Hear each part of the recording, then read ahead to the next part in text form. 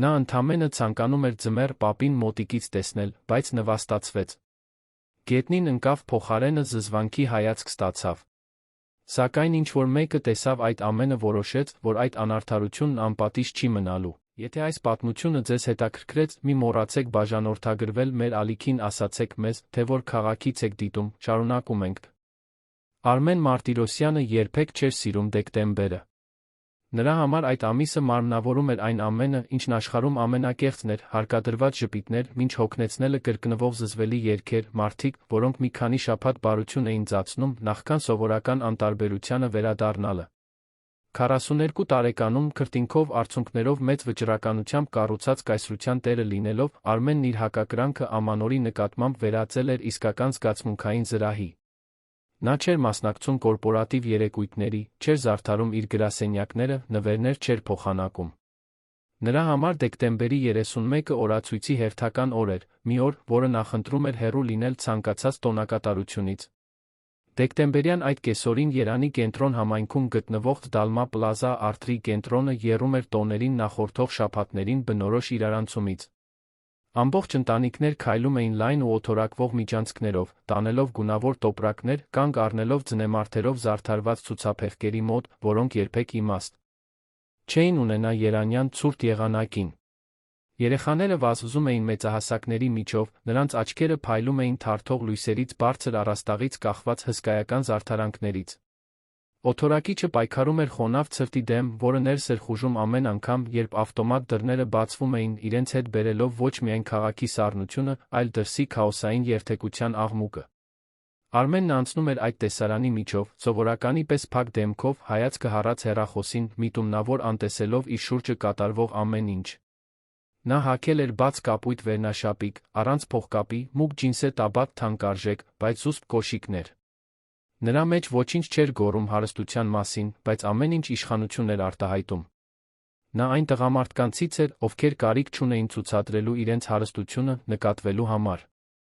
Նրա ուղիղ կեցվածքը, վստահ քայլվածքը, սեղմված ծնոտը, ամեն ինչ լուռ հեղինակության մասին էր խոսում։ Նա այստեղ էր միայն իր հիմնական խանութներից մեկի կառավարչի հետ մի հարց լուծելու համար, եռամսյակի թվերի վերաբերյալ արագ հանդիպում, որը չէր կարող սպասել մինչ հունվար։ Մինչ նա քայլում էր առաջին հարկով, փորձելով գտնել ամենակարճ ճանապարհը դեպի ծառայողական վերելակ, որը նրան կհասցներ վարչական գրասենյակ, Արմենը ստիպված եղավ անցնել Արթրի կենտրոնի գլխավոր հրապարակով։ Այնտեղ, Արթրային համալիրի սրտում, կանգնած էր ավանդական ամանորյա տեսարանը, կարմիր ու ոսկեգույն գահ, զարդարված անընդհատ թարթող լույսերով, շրջապատված արհեստական ձյունով ծածկված տոնածառերով, ստվարաթղթե հսկայական նվերներով։ Ամեն ինչի կենտրոնում ձմեռ պապիկի հագուստով մի մարդ ընդունում էր երեխաներին մեկը մյուսի հետից, մինչ Արթրի կենտրոնի կողմից վարձված լուսանկարիչները գումարի դիմաց արձանագրում էին յուրաքանչյուր պահը։ Հերթը երկար էր կարգավորված կարմիր թավշյա պարաններով, կարծես բացառիկ գիշերային ակումբի մուտք լիներ։ Ծնողները ձեռքներին պահում էին ավելի վաղ վերցրած համարակալված կտրոնները, ամեն րոպե ստուգելով ժամացույցը, հաշվարկելով արդյոք դեռ ժամանակ կունենան մնացած գնումներն անելու ձմեռ պապիկի հետ լուսանկարվելուց հետո։ Արթրի կենտրոնի կողմից պատշաճ կերպով լիցենզավորված շրջիկ վաճառողները պտտվում էին տարածքում, առաջարկելով քաղցր ադի-բուդի, բամբակյա կոնֆետ, տնական գաթաներ, ուռճացված գներով։ Կարմիր գլխարկներով էլֆի ականջներով աշխատակիցները զեղչերի թռուցիկներ էին բաժանում, միշտ այն պրոֆեսիոնալ ժպիտով, որը չէր հասնում նրանց հոգնած աչքերին։ Արմենը հայացքը շեղեց այդ տեսարանից, զգալով, թե ինչպես է ծանոթ զայրույթը բարձրանում կոկորդով։ Նա ատում էր այդ ամենը։ Ատում էր արհեստականությունը, լկտի սպառողականությունը, մի բանի վերածումը արթրային ներկայացման, որը պետք է մտերմիկ լիներ։ Բայց նրա հակակրանքի հետում ավելի խորը բան կար, մի բան, որը նա հազվադեպ էր խոստովանում նույնիսկ ինքն իրեն։ Այդ տեսարանը, այդ երգերը, այդ հարկադրված ուրախության մթնոլորտը, ամեն ինչ նրան տեղափոխում էր 28 տարի առաջվա Ամանորի նախօրը, երբ նրա կյանքը ընդմիշտ փոխվեց։ Արմենը 14 տարեկան էր այդ հեռավոր դեկտեմբերին։ Նրա մայրը, տիկին Լուսինեն, աշխատում էր որպես դերձակուհի Մալաթիա Սեբաստիայի մի փոքր արտադրամասում, կրկնակի հերթափոխով աշխատելով, որպեսզի որդին օրական գոնե մեկ անգամ պարկեշտ սնվեր։ Հայրը հեռացել էր տարիներ առաջ, թողնելով միայն պարտքեր ու դատարկ խոստումներ։ Այն ժամանակ Արմենն ու մայրը ապրում էին նոր Նորքի մի վարձով սենյակում, որտեղ ընդհանուր սանհանգույցը կիսում էին 7 ընտանիքի հետ։ Կյանքը դժվար էր, բայց տիկին Լուսինեն միշտ ասում էր, որ քանի դեռ կա արժանապատվություն, ազնիվ աշխատանք, հույս կա։ Այդ ամանորի նախօրեին տիկին Լուսինեն որդուն խոստացել էր, որ առաջին անգամ կկարողանան իսկական նվեր գնել։ Նա ամիսներ շարունակ մի քանի կոպեկ էր խնայել, թաքցրած թխվածքաբլիթի տուփի մեջ պահարանում։ Արմենը, որը միշտ հասուն էր իր տարիքի համար, աղաչում էր մորը, որ այդ գումարը իր վրա չծախսի, բայց տիկին Լուսինեն պնդեց։ Նրանք միասին գնացին հանրախանութ, այն մեծ խանութներից մեկը, որը նրանց համար առատության անհասանելի տիեզերք էր ներկայացնում։ Արմենը երբեք չէր մոռանա այդ օրվա նվաստացումը։ Հենց որ նրանք մտան խանութ, վատ հագնված, պարզ ու մաքուր, բայց տեսանելիորեն կարկատած հագուստով, նրանց հետից ընկավ մի անվտանգության աշխատակից։ Ամեն միջանցք, որով նրան կանցնում էին, ամեն դարակ, որին դիպչում էին, տղամարդը այնտեղ էր, մի քանի մետր հեռավորության վրա, կարծես նրանք պոտենցիալ հանցագործներ լինեին։ Երբ վերջապես ընտրեցին մի համեստ իր դպրոցի համար տետր ու գրչատուփ, մոտեցան դրամարկղին, սպասարկողը նրանց նայեց վատ թաքցված արամարանքով, ստուգեց տիկին Լուսինեի տված յուրաքանչյուր ճմրթված թղթադրամ, կարծես դրանք կեղծ լինեին, այնքան բարձր մեկնաբանեց, որ մյուսները լսեին։ Այսպիսի մարդիկ ընդհանրապես չպետք է այստեղ մտնեն։ Տիկին Լուսինեն ոչինչ չասաց, միայն ամուր բռնեց որդու ձեռքը, նրանք այնտեղից դուրս եկան գլուխները բարձր պահած։ Բայց այդ գիշեր, փոքրիկ խոհանոցում մենակ, մինչ Արմենը ծածնում էր, թե քնած է, նա լացեց։ Արմենը լսում էր յուրաքանչյուր հեկեկոծ բարակ պատի միջով, այդ պահին լուռ խոստում տվեց։ Մի օր նա այնքան հզոր կլինի, որ ոչ ոք երբեք չի կարողանա նվաստացնել իր մորը։ Մի օր նա այնքան գումար կունենա, որ ոչ ոք չի համարձակվի նրան այդպես նայել։ 3 տարի անց տիկին Լուսինեն մահացավ։ Դա արագ, անսպասելի, կործանարար էր։ Սրտի խնդիր, որի մասին ոչ ոք չգիտեր, որ նա ուներ, խորացած տարիների գերծանրաբեռնված աշխատանքի, վատ սննդի մշտական սթրեսի պատճառով։ Արմենը, այն ժամանակ 17 տարեկան, մենակ մնաց աշխարհում։ Առանց ընտանիքի, առանց աջակցության ցանցի, միայն իր տված խոստումով այն իրականացնելու անսասան վճռականությամբ։ Եվ նա իրականացրեց։ Միաժամանակ 3 տեղ էր աշխատում, գիշերը ավարտելով միջնակարգ դպրոցը։ Խնայում էր ամեն կոպեկ։ Ներդրումներ էր անում, ռիսկի էր դիմում, կորցնում, նորից փորձում։ 25 տարեկանում բացեց իր առաջին էլեկտրոնիկայի խանութը։ 30-ում արդեն 10 խանութի ցանց ուներ։ 35-ում ընդլայնվեց դեպի այլ մարզեր։ Այժմ 42 տարեկանում Արմեն Մարտիրոսյանը մի կոնգլոմերատի սեփականատեր էր, որը ներառում էր հանրախանութներ, լոգիստիկ ընկերություններ, մասնակցություններ։ Գրի տարբեր արտրի կենտրոններում, այդ թվում Դալմա պլազայում, որտեղ հիմա քայլում էր, փորձելով թույլ չտալ, որ տարվա այդ ժամանակահատվածի բերած հիշողությունները ազդեն իր վրա։ Բայց ամեն ինչի համար գին կար։ Արմենն ուներ փող, իշխանություն, մասնագիտական հարգանք, բայց չուներ իսկական ընկերներ։ Չուներ ընտանիք։ Չուներ մեկը, ում հետ կիսեր իր ձեռքբերումները։ Նա իր սիրտը վերածել էր ամրոցի, որն այնքան արդյունավետ էր զգացմունքները փակ պահելու մեջ, որքան նրա ընկերություններն էին արդյունավետ շահույթ ստանալու մեջ։ Եվ ամանորը իր սիրո ընտանիքի առատաձեռնության շեշտադրմամբ միայն ծառայում էր նրան հիշեցնելու այն, ինչ կորցրել էր, այն դատարկությունը, որը ոչ մի գումար չէր կարող լրացնել։ Այս դառը մտքերի մեջ խորասուզված Արմենը գրեթե չնկատեց, երբ կանգ առավ սննդի հրապարակի սեղաններից մեկի մոտ, որը ռազմավարականորեն տեղադրված էր ձմեռ պապիկի գահին ուղիղ տեսարանով։ Նա նստեց ոչ թե ցանկությունից, այլ որովհետև հանդիպումից առաջ պետք է ստուգեր մի քանի էլեկտրոնային նամակ, դա նույնքան լավ տեղ էր թվում, որքան ցանկաց այլ տեղ։ Գրպանից հանեց հեռախոսը, բացեց մուտքային նամակները, սկսեց թերթել հաղորդագրությունները։ Թվեր, հաշվետվություններ, պահանջներ, հաստատումներ։ Ամեն ինչ շատ ծանոթ, ամեն ինչ շատ անվտանգ։ Հենց այդ ժամանակ ինչ-որ բան գրավեց նրա ուշադրությունը։ Անկանոն շարժում ձմեռ պապիկի հերթում, բարձր ձայներ, մի իրարանցում, որը չէր համապատասխանում արտրի կենտրոնի վերահսկվող մթնոլորտին։ Արմենը հայացքը բարձրացրեց հեռախոսից, ավելի շատ ռեֆլեքսով, քան իրական հետաքրքրությունից, տեսավ։ Մի աղջիկ։ 8 կամ 9 տարեկանից ավելի չէր լինի, չափազանց նիհար իր տարիքի համար, հագին էժան գործվածքից զգեստ, որը ժամանակին կապույտ էր, բայց հիմա գունաթափված անորոշ երանգ ուներ։ Շագանակագույն մազերը հավաքված էին անփույթ պոչիկով, մի քանի անհնազանդ մազափունջ փախչում էր բոլոր ուղղություններով։ Սակայն ամենաշատը ուշադրություն էր գրավում կոշիկը, վարդագույն, մաշված սպորտային կոշիկ, որի տակացուն սկսում էր պոկվել մնացած մասից կապված կոշկակապերով, որոնք ակնհայտորեն վերաօգտագործվել էին մեկ այլ կոշիկից, քանի որ ծայրերը չէին համապատաս։ Խանում։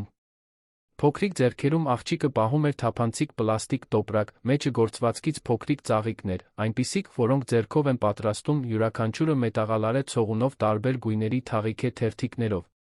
Դրանք պարզ, բայց խնամքով պատրաստված աշխատանքներ էին, այնպիսի ձեռագործ իրեր, որոնք մարդիկ վաճառում են խաչմերուկներում կամ բանկերի հերթերում, մի քանի կոպեկ վաստակելու համար։ Աղջիկը բուն հերթում չէր։ Նա եզրին էր, հեռվից դիտում էր, ինչպես մեկը, ով նայում է թանկարժեք խանութի ցուցափեղկին, իմանալով, որ երբեք չի կարողանա ներս մտնել։ Ժամանակ առ ժամանակ նա մոտենում էր անցնող որևէ մեծահասակի, ամաչկոտորեն առաջարկում ծաղիկ, ստանում կտրուկ ոչ կամ պարզապես անտեսվում։ Արմենը տեսավ, թե ինչպես նա փորձեց մոտենալ ձեռք ձեռքի տված քայլող մի էլեգանտ զույգի։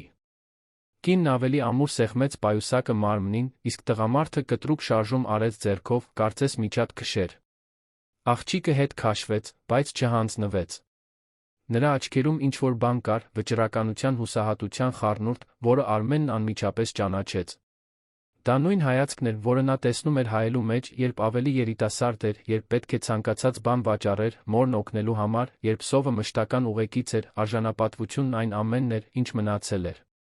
Հետո դա տեղի ունեցավ։ Աղջիկը, գուցե քաջալերված ամբոխի շեղման մի պահից, կամ գուցե պարզապես հոգնած լինելով անտեսանելի լինելուց, մի քանի քայլ արեց դեպի ձմեռ պապիկի գահը։ Դա համարձակ մոտեցում չէր, այլ ավելի շուտ տատանվող, գրեթե ներողություն խնդրող իր գոյության համար։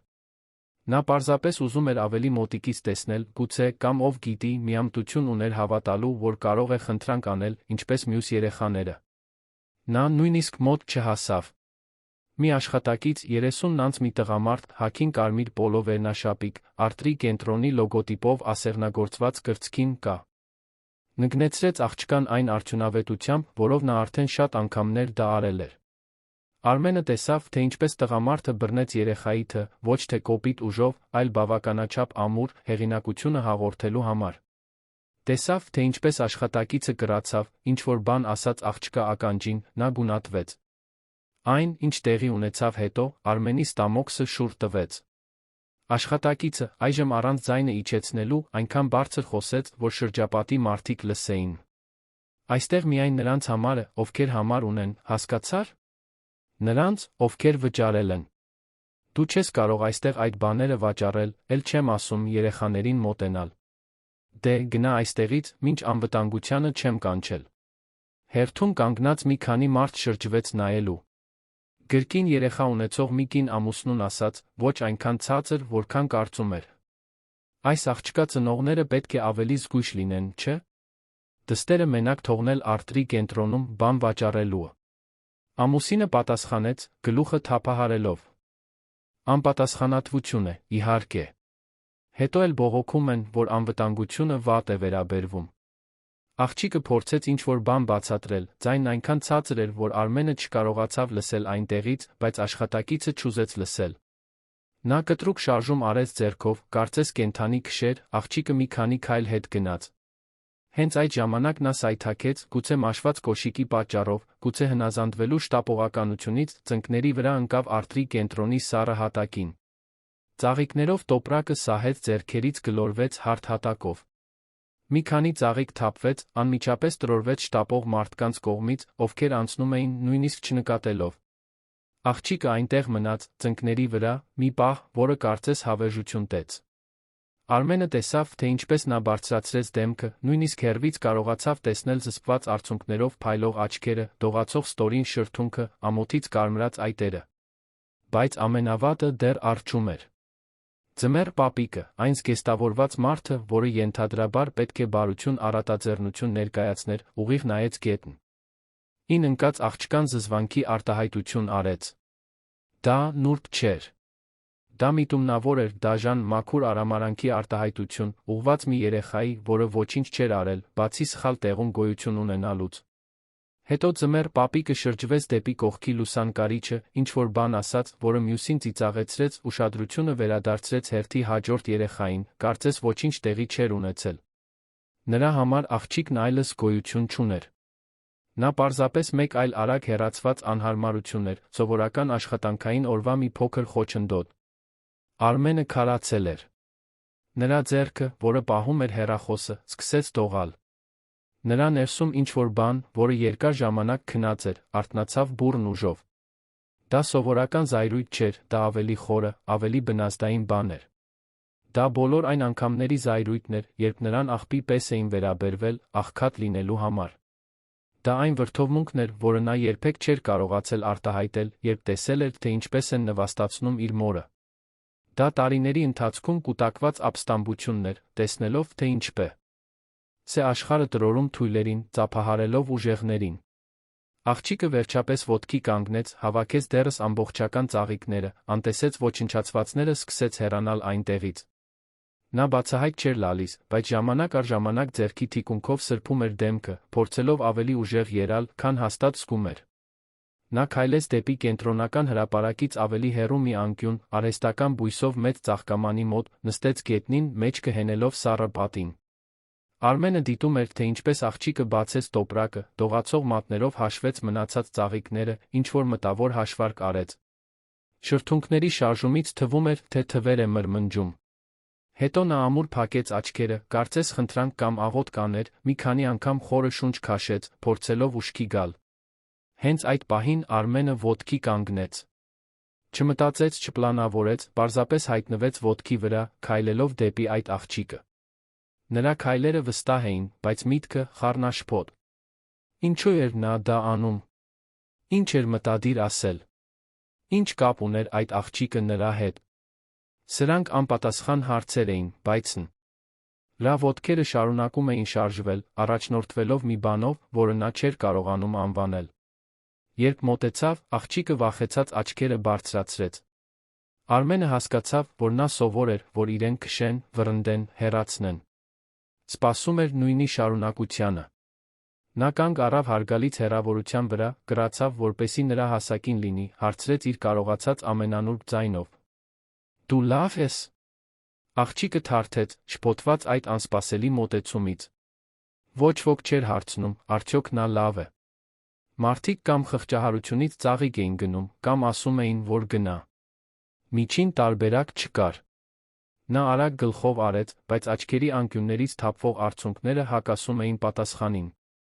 Ինչ պատահեց այնտեղ, Արմենը զգուշորեն մատնացույց արեց ձմեռ պապիկի գահի ուղղությամբ։ Աղջիկը հայացքը իջեցրեց, ամաչելով։ Ոչինչ, պարոն։ Ես ուղղակի ուզում էի մոտիկից տեսնել։ Բայց չի կարելի։ Ես հասկացա։ Ոչինչ չի եղել։ Բայց եղել էր։ Եվ Արմենը դա գիտեր։ Գիտեր, որովհետև ինքն էլ շատ անգամներ եղել էր այդ աղջկա տեղում։ Գիտեր, թե ինչ է նշանակում, երբ քեզ վերաբերվում են, կարծես քո ներկայությունը վիրավորանք լինի, կարծես քո աղքատությունը վարակիչ լինի։ Անունդ ի՞նչ է, հարցրեց նա։ Աղջիկը տատանվեց, բայց նրա ձայնի մեջ ինչ-որ բան ստիպեց նրան պատասխանել։ Լիլիթ։ Լիլիթ, կրկնեց Արմենը անունը, թույլ տալով, որ այն հնչի։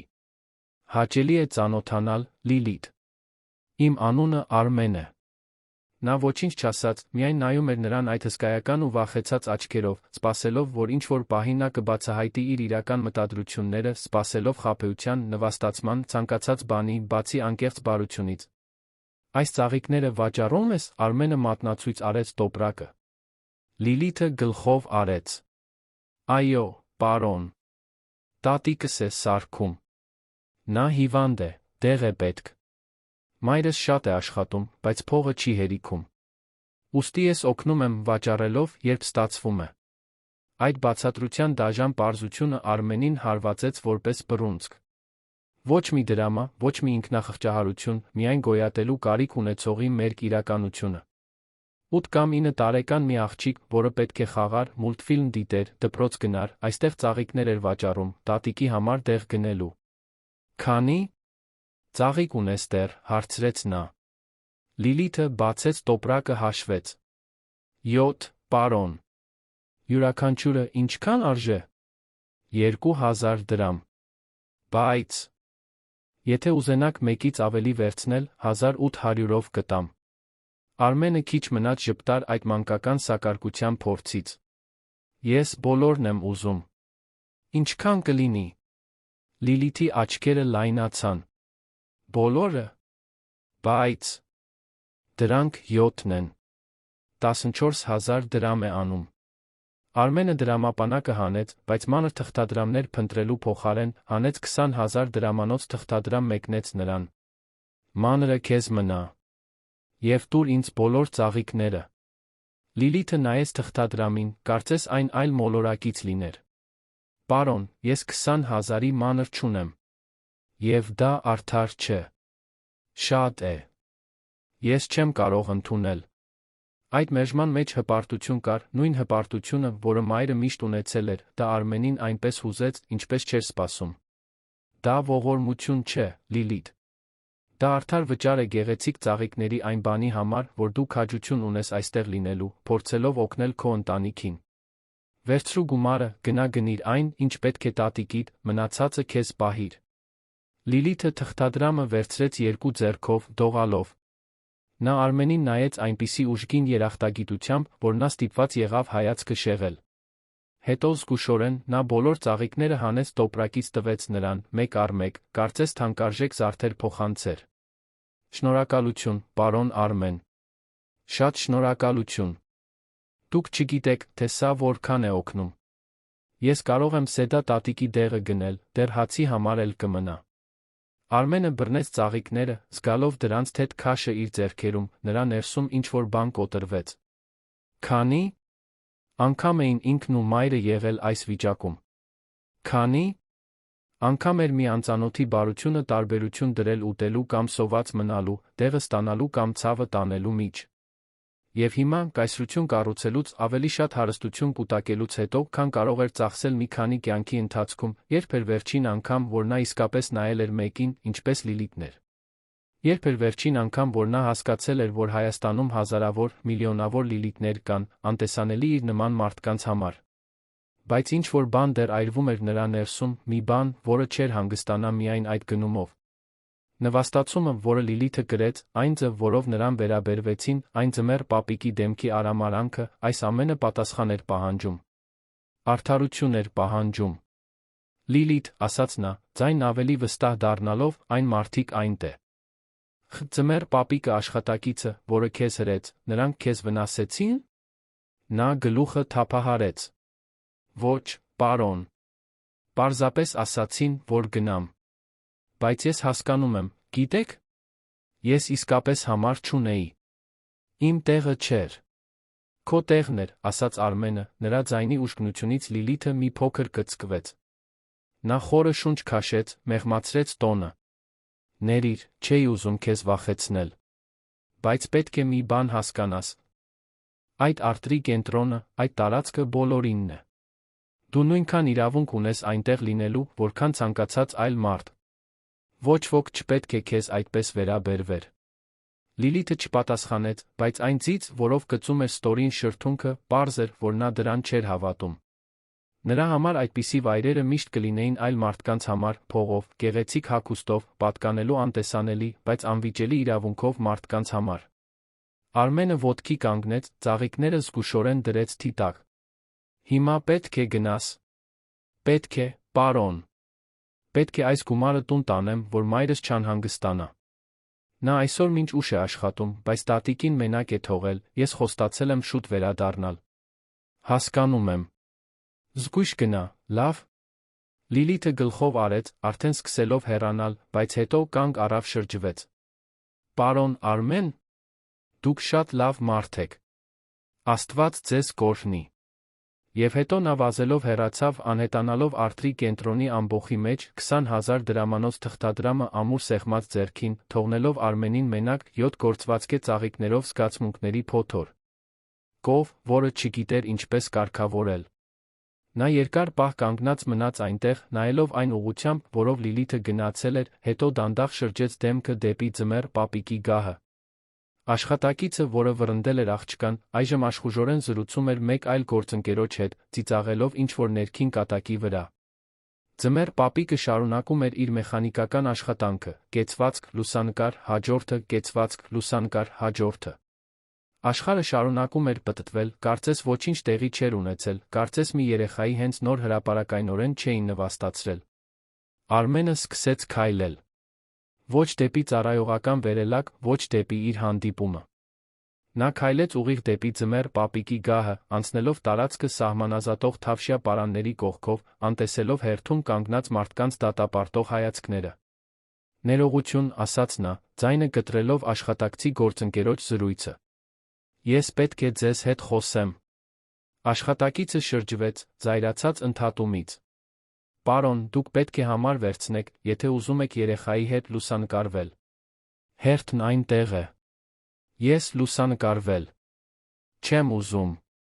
Ես ուզում եմ խոսել այն մասին, ինչ տեղի ունեցավ այստեղ մի քանի րոպե առաջ։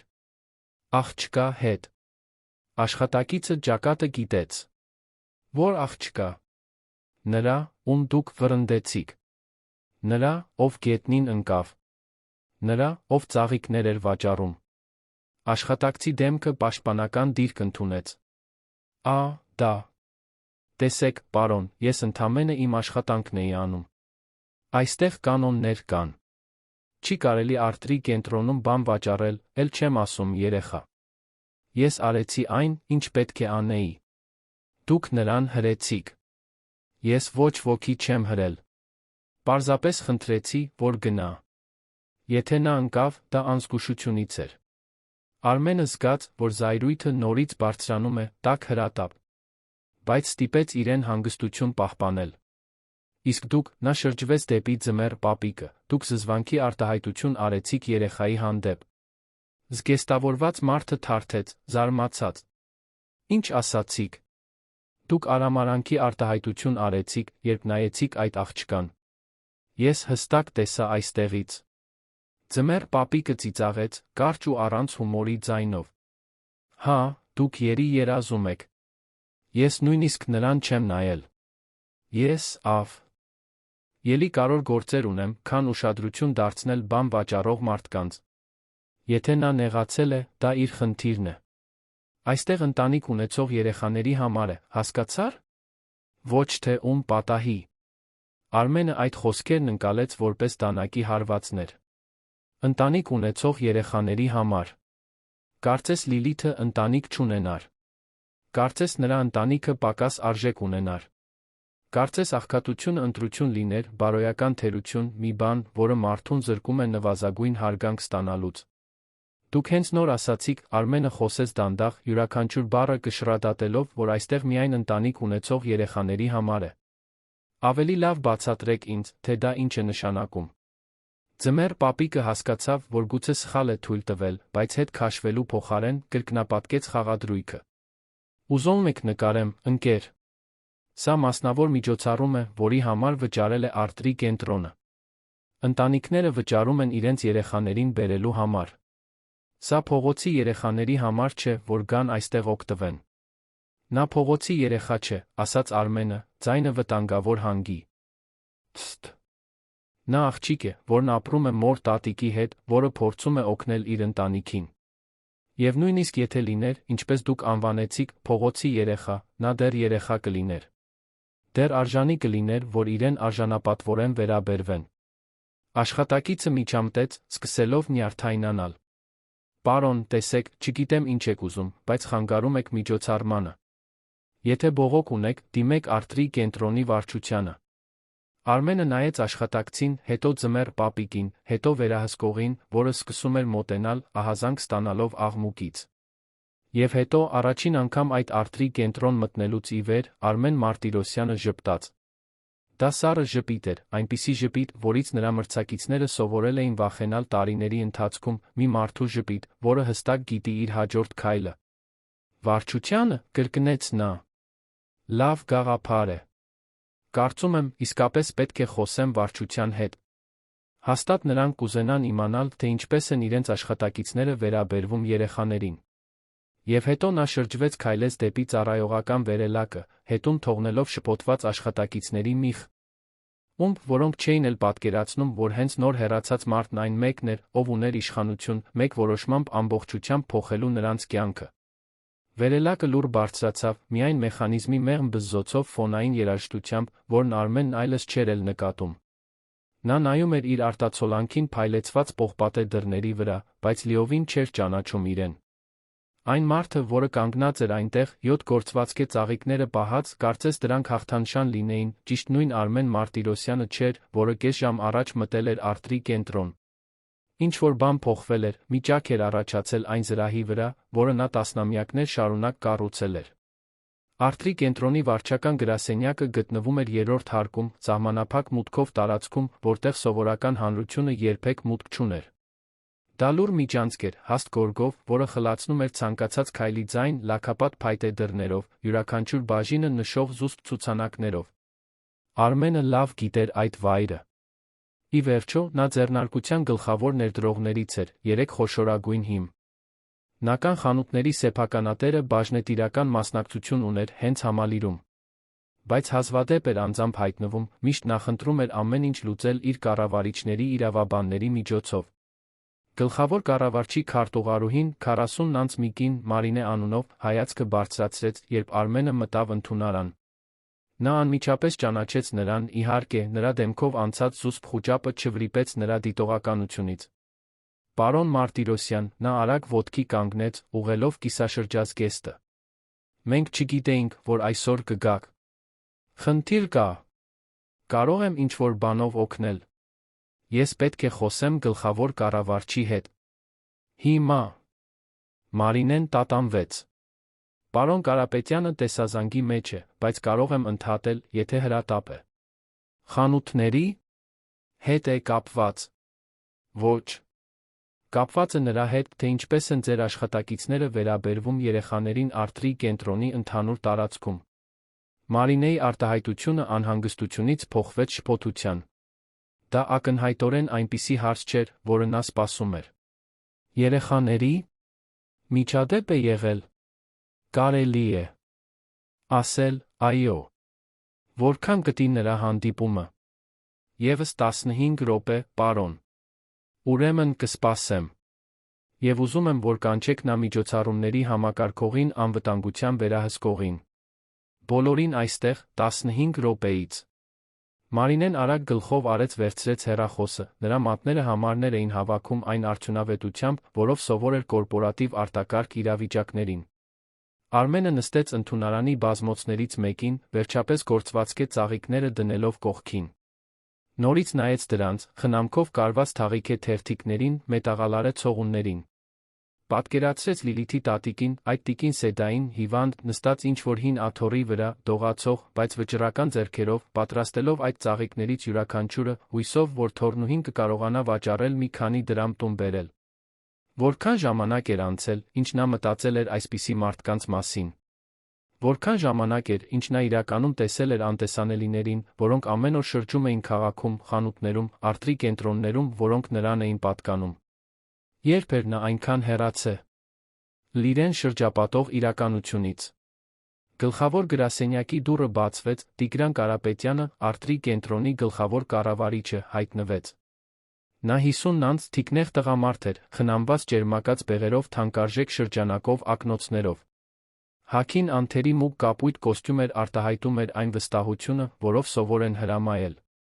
Արմեն, նա լայն բացեց ձեռքերը, բայց դեմքի անհանգստությունը ակնհայտ էր։ Ինչ անակնկալ։ Մարինեն ասաց, որ հրատապ է։ Ինչ-որ բան է պատահել։ Արմենը ոտքի կանգնեց։ Կարելի է ասել, այո։ Մյուսներն արդեն եկել են։ Միջոցառումների համակարգողը հիմա բարձրանում է, իսկ անվտանգության վերահսկողը մի քանի րոպեից կհասնի։ Գնանք իմ սենյակ։ Սուրճ կուզես։ Ոչ, շնորհակալություն։ Եվ նախընտրում եմ սպասել, մինչ բոլորը գան, որպեսզի ստիպված չլինեմ պատմությունը կրկնել։ Տիգրանը գլխով արեց, ակնհայտորեն շփոթված։ Այդ Արտրի կենտրոնի կառավարիչ լինելու իր 12 տարիների ընթացքում նա հազվադեպ էր անձամբ տեսնում Արմենին։ Ամեն ինչ միշտ լուծվում էր էլեկտրոնային նամակներով, զանգերով, հաշվետվություններով։ Ներդրողին այնտեղ ունենալը, առանց նախազգուշացման, խոսելով երեխաների հետ կապված միջադեպի մասին, լավ նշան չէր։ Մի քանի րոպե անց բոլորը հավաքված էին խորհրդակցությունների սենյակում։ Բացի Տիգրանից, այնտեղ էր Սաթենիկ Սարգսյանը, միջոցառումների համակարգողը, 35 անց, նիհար էլեգանտ կին, միշտ անթերի իր բարձրակրունկներով բեժ կոստյումով։ Եվ Կարեն Մելիքյանը, անվտանգության վերահսկողը, 40 անց, բարձրահասակ լուրջ սամորթ տղամարդ, որը կանգնած մնաց նույնիսկ երբ բոլորը նստեցին, կարծես մշտական զգոնության վիճակում լիներ։ Արմենը ժամանակ չկորցրեց նախաբանների վրա։ Պատմեց ճիշտ այն, ինչ տեսել էր, Լիլիթի նվաստացման յուրաքանչյուր մանրամասն, այն պահից, երբ նրան հրեց աշխատակիցը, մինչ ձմեռ պապիկի արամարական արտահայտությունը։ Խոսեց այն մասին, թե ինչպես աղջիկն ընկավ, ինչպես ծաղիկները տրորվեցին, ինչպես շրջապատի մարդիկ արամարանքով մեկնաբանեցին անպատասխանատու ծնողների մասին, չիմանալով այդ երեխայի պատմությունը։ Եվ պատմեց, թե ինչպես ձմեռ պապիկը բառացիորեն ասաց, որ այդ տարածքը ընտանիք ունեցող երեխաների համար է, կարծես Լիլիթը ընտանիք չունենար, կարծես նրա աղքատությունը նրան զրկեր հիմնական արժանապատվությամբ վերաբերվելու իրավունքից։ Հաջորդած լռությունը ծանր էր։ Սաթենիկը նայում էր իր ձեռքերին, ակնհայտորեն անհարմար զգալով։ Տիգրանի դեմքը կարմրել էր, տատանվելով զայրույթի անհանգստության մեջ։ Կարենը, անվտանգության վերահսկողը, միակն էր, որ պահպանեց չեզոք արտահայտությունը, բայց նրա աչքերը բացահայտում էին, որ դա հենց անակնկալ չէր։ Արմեն, սկսեց Տիգրանը, խոսքերը զգուշորեն ընտրելով, ես սա ակնհայտորեն անընդունելի է։ Մենք անմիջապես ներքին հետաքննություն կսկսենք։ Անպատշաճ վարկ դրսորած աշխատակիցը կնկատվի, իսկ ինչ վերաբերում է ձմեռ պապիկի դերակատարին, կարող ենք պայմանագիրը խզել հենց այսօր։ Պայմանագիրը խզել, կրկնեց Արմենը, ձայնը վտանգավոր հանգիստ։ Աշխատակցին նկատել։ Ներքին հետաքննություն։ Գեղեցիկ խոսքեր են, Տիգրան։ Բայց մի բան ասա ինձ։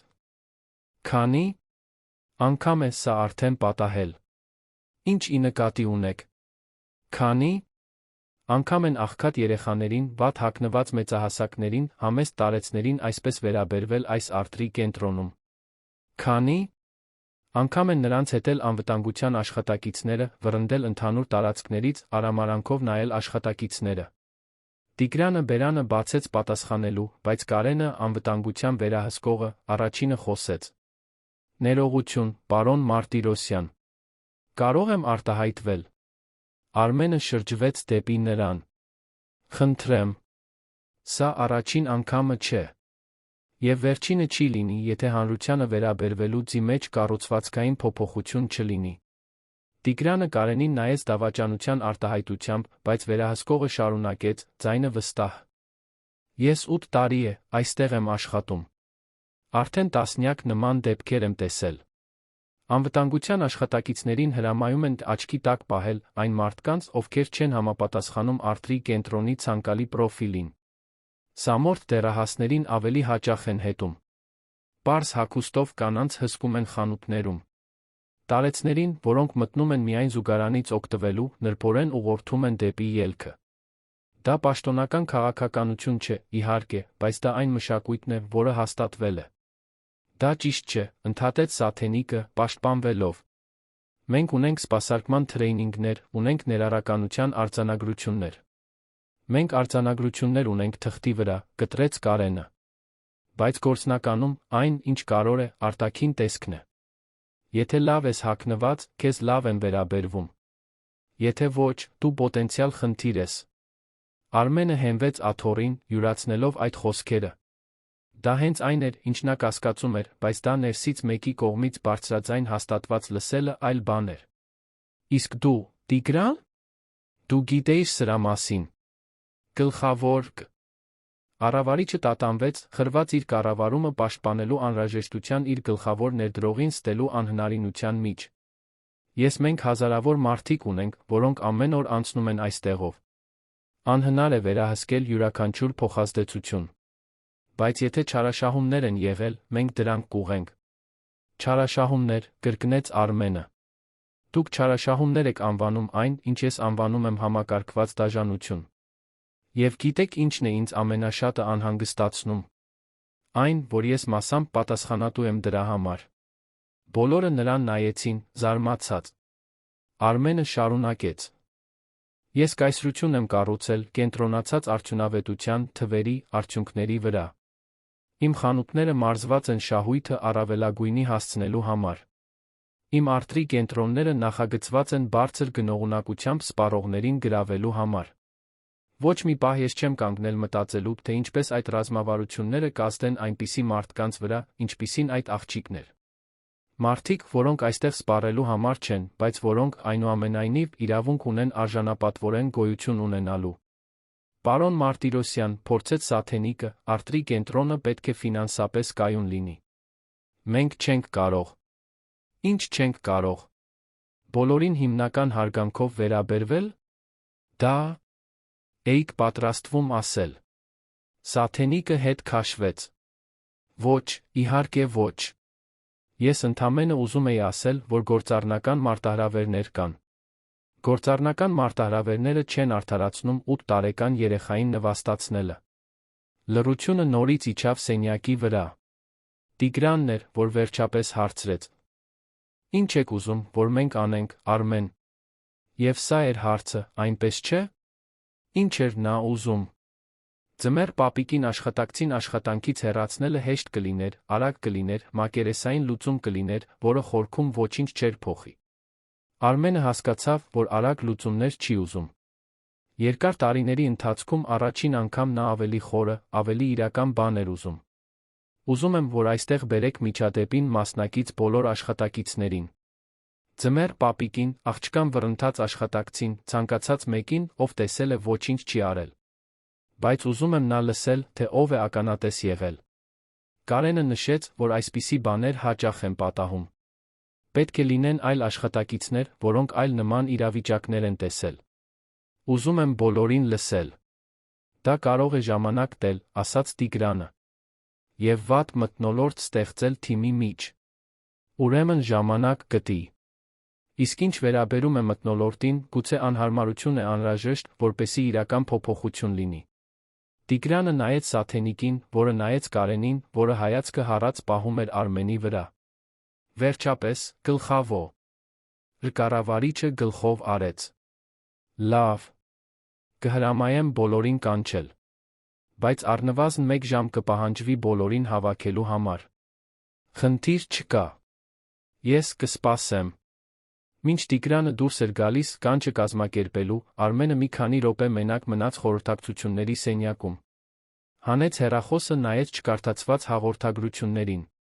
Տասնյակներ կառավարիչներից, գործընկերներից, իրավաբաններից, բոլորը պատասխանների էին սպասում բիզնեսի, պայմանագրերի, թվերի մասին։ Դա նրա սովորական աշխարհն էր, դա այն Արմեն Մարտիրոսյանն էր, որին բոլորը ճանաչում էին։ Բայց այդ Արմենը հիմա շատ հեռու էր թվում։ Նրա տպավորությունները աղջկա մասին մտքից դուրս չէին գալիս։ Նրա աչքերը, այդ վախի վճռականության խառնուրդը։ Այն ձև, որով նա ոտքի կանգնեց ընկնելուց հետո, հավաքեց ոչնչացված ծաղիկները, առանց բողոքելու, առանց բացահայտ լացելու։ Այն ձև, որով նա հրաժարվեց ընդունել 20,000 դրամը պարզապես որպես ողորմություն, ասելով, որ դա արդար չէ։ Այդ երեխայի մեջ ավելի շատ արժանապատվություն կար, քան շատ գործադիր տնօրենների մեջ, որոնց նա ճանաչում էր։ Եվ ավելին կար իր մոր, տիկին Լուսինեի ձայնը, որը արձագանքում էր տարիների միջով։ Որդիս, կարող չէ, թե որքան փող ունես, երբեք մի մոռացիր, թե որտեղից ես եկել։ Երբեք ոչ ոքի մի վերաբերվիր, կարծես նա քեզանից պակաս լինի, որովհետև բոլորս հավասար ենք Աստծո տառապանքի առաջ։ Արմենը մոռացել էր։ Գուցե ոչ միտումնավոր, բայց մոռացել էր։ Նա իր պատերն այնքան բարձր, այնքան հաստ էր կառուցել, որ դադարել էր տեսնել, թե ինչ կա մյուս կողմում։ Եվ հիմա, շնորհիվ Լիլիթ անունով մի աղջկա, այդ պատերի վրա մի քանի ճաքեր էին հայտնվել։ Կարենը առաջինը վերադարձավ, իր հետ բերելով մի բաժակ ջուր Արմենի համար։ Պարոն Մարտիրոսյան, կարող եմ մի հարց տալ։ Իհարկե։ Ինչու եք դուք սա անում։ Սխալ մի հասկացեք, կարծում եմ, որ ճիշտ եք։ Բայց ձեր դիրքում գտնվող տղամարդիկ սովորաբար նախընտրում են այսպիսի բաները զուսպ լուծել, փողով, համաձայնություններով։ Ինչու եք ուզում դրան ուղղակիորեն դիմակայել։ Արմենը մի պահ մտածեց, նախքան պատասխանելը. որովհետ ես էլ եմ եղել այդ աղջիկը։ Ոչ բառացիորեն, բայց եղել եմ նրա տեղում։ Ինձ էլ են նվաստացրել աղքատ լինելու համար։ Ես էլ եմ տեսել, թե ինչպես են իմ մորը աղբի պես վեր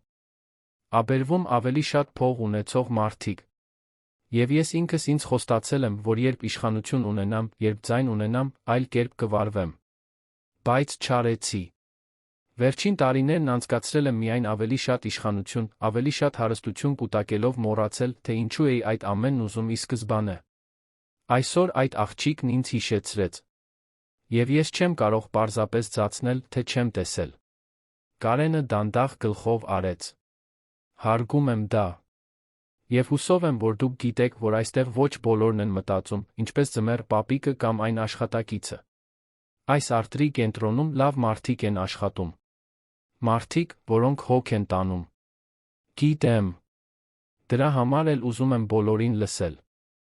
Լավերին, վատերին։ Հաջորդ րոպեներին խորհրդակցությունների սենյակը սկսեց լցվել։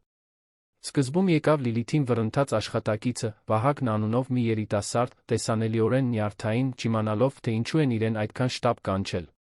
Հետո եկավ Ձմեռ պապիկը, դեռս զգեստի մի մասով, միայն առանց գլխարկի մորուքի։ Նրա իրական անունը Մովսես էր, նա կարծես զայրացած լիներ աշխատանքին։ Դհատումից։ Հետո մտան այլ մարդիկ, որոնց Արմենը չէր սպասում։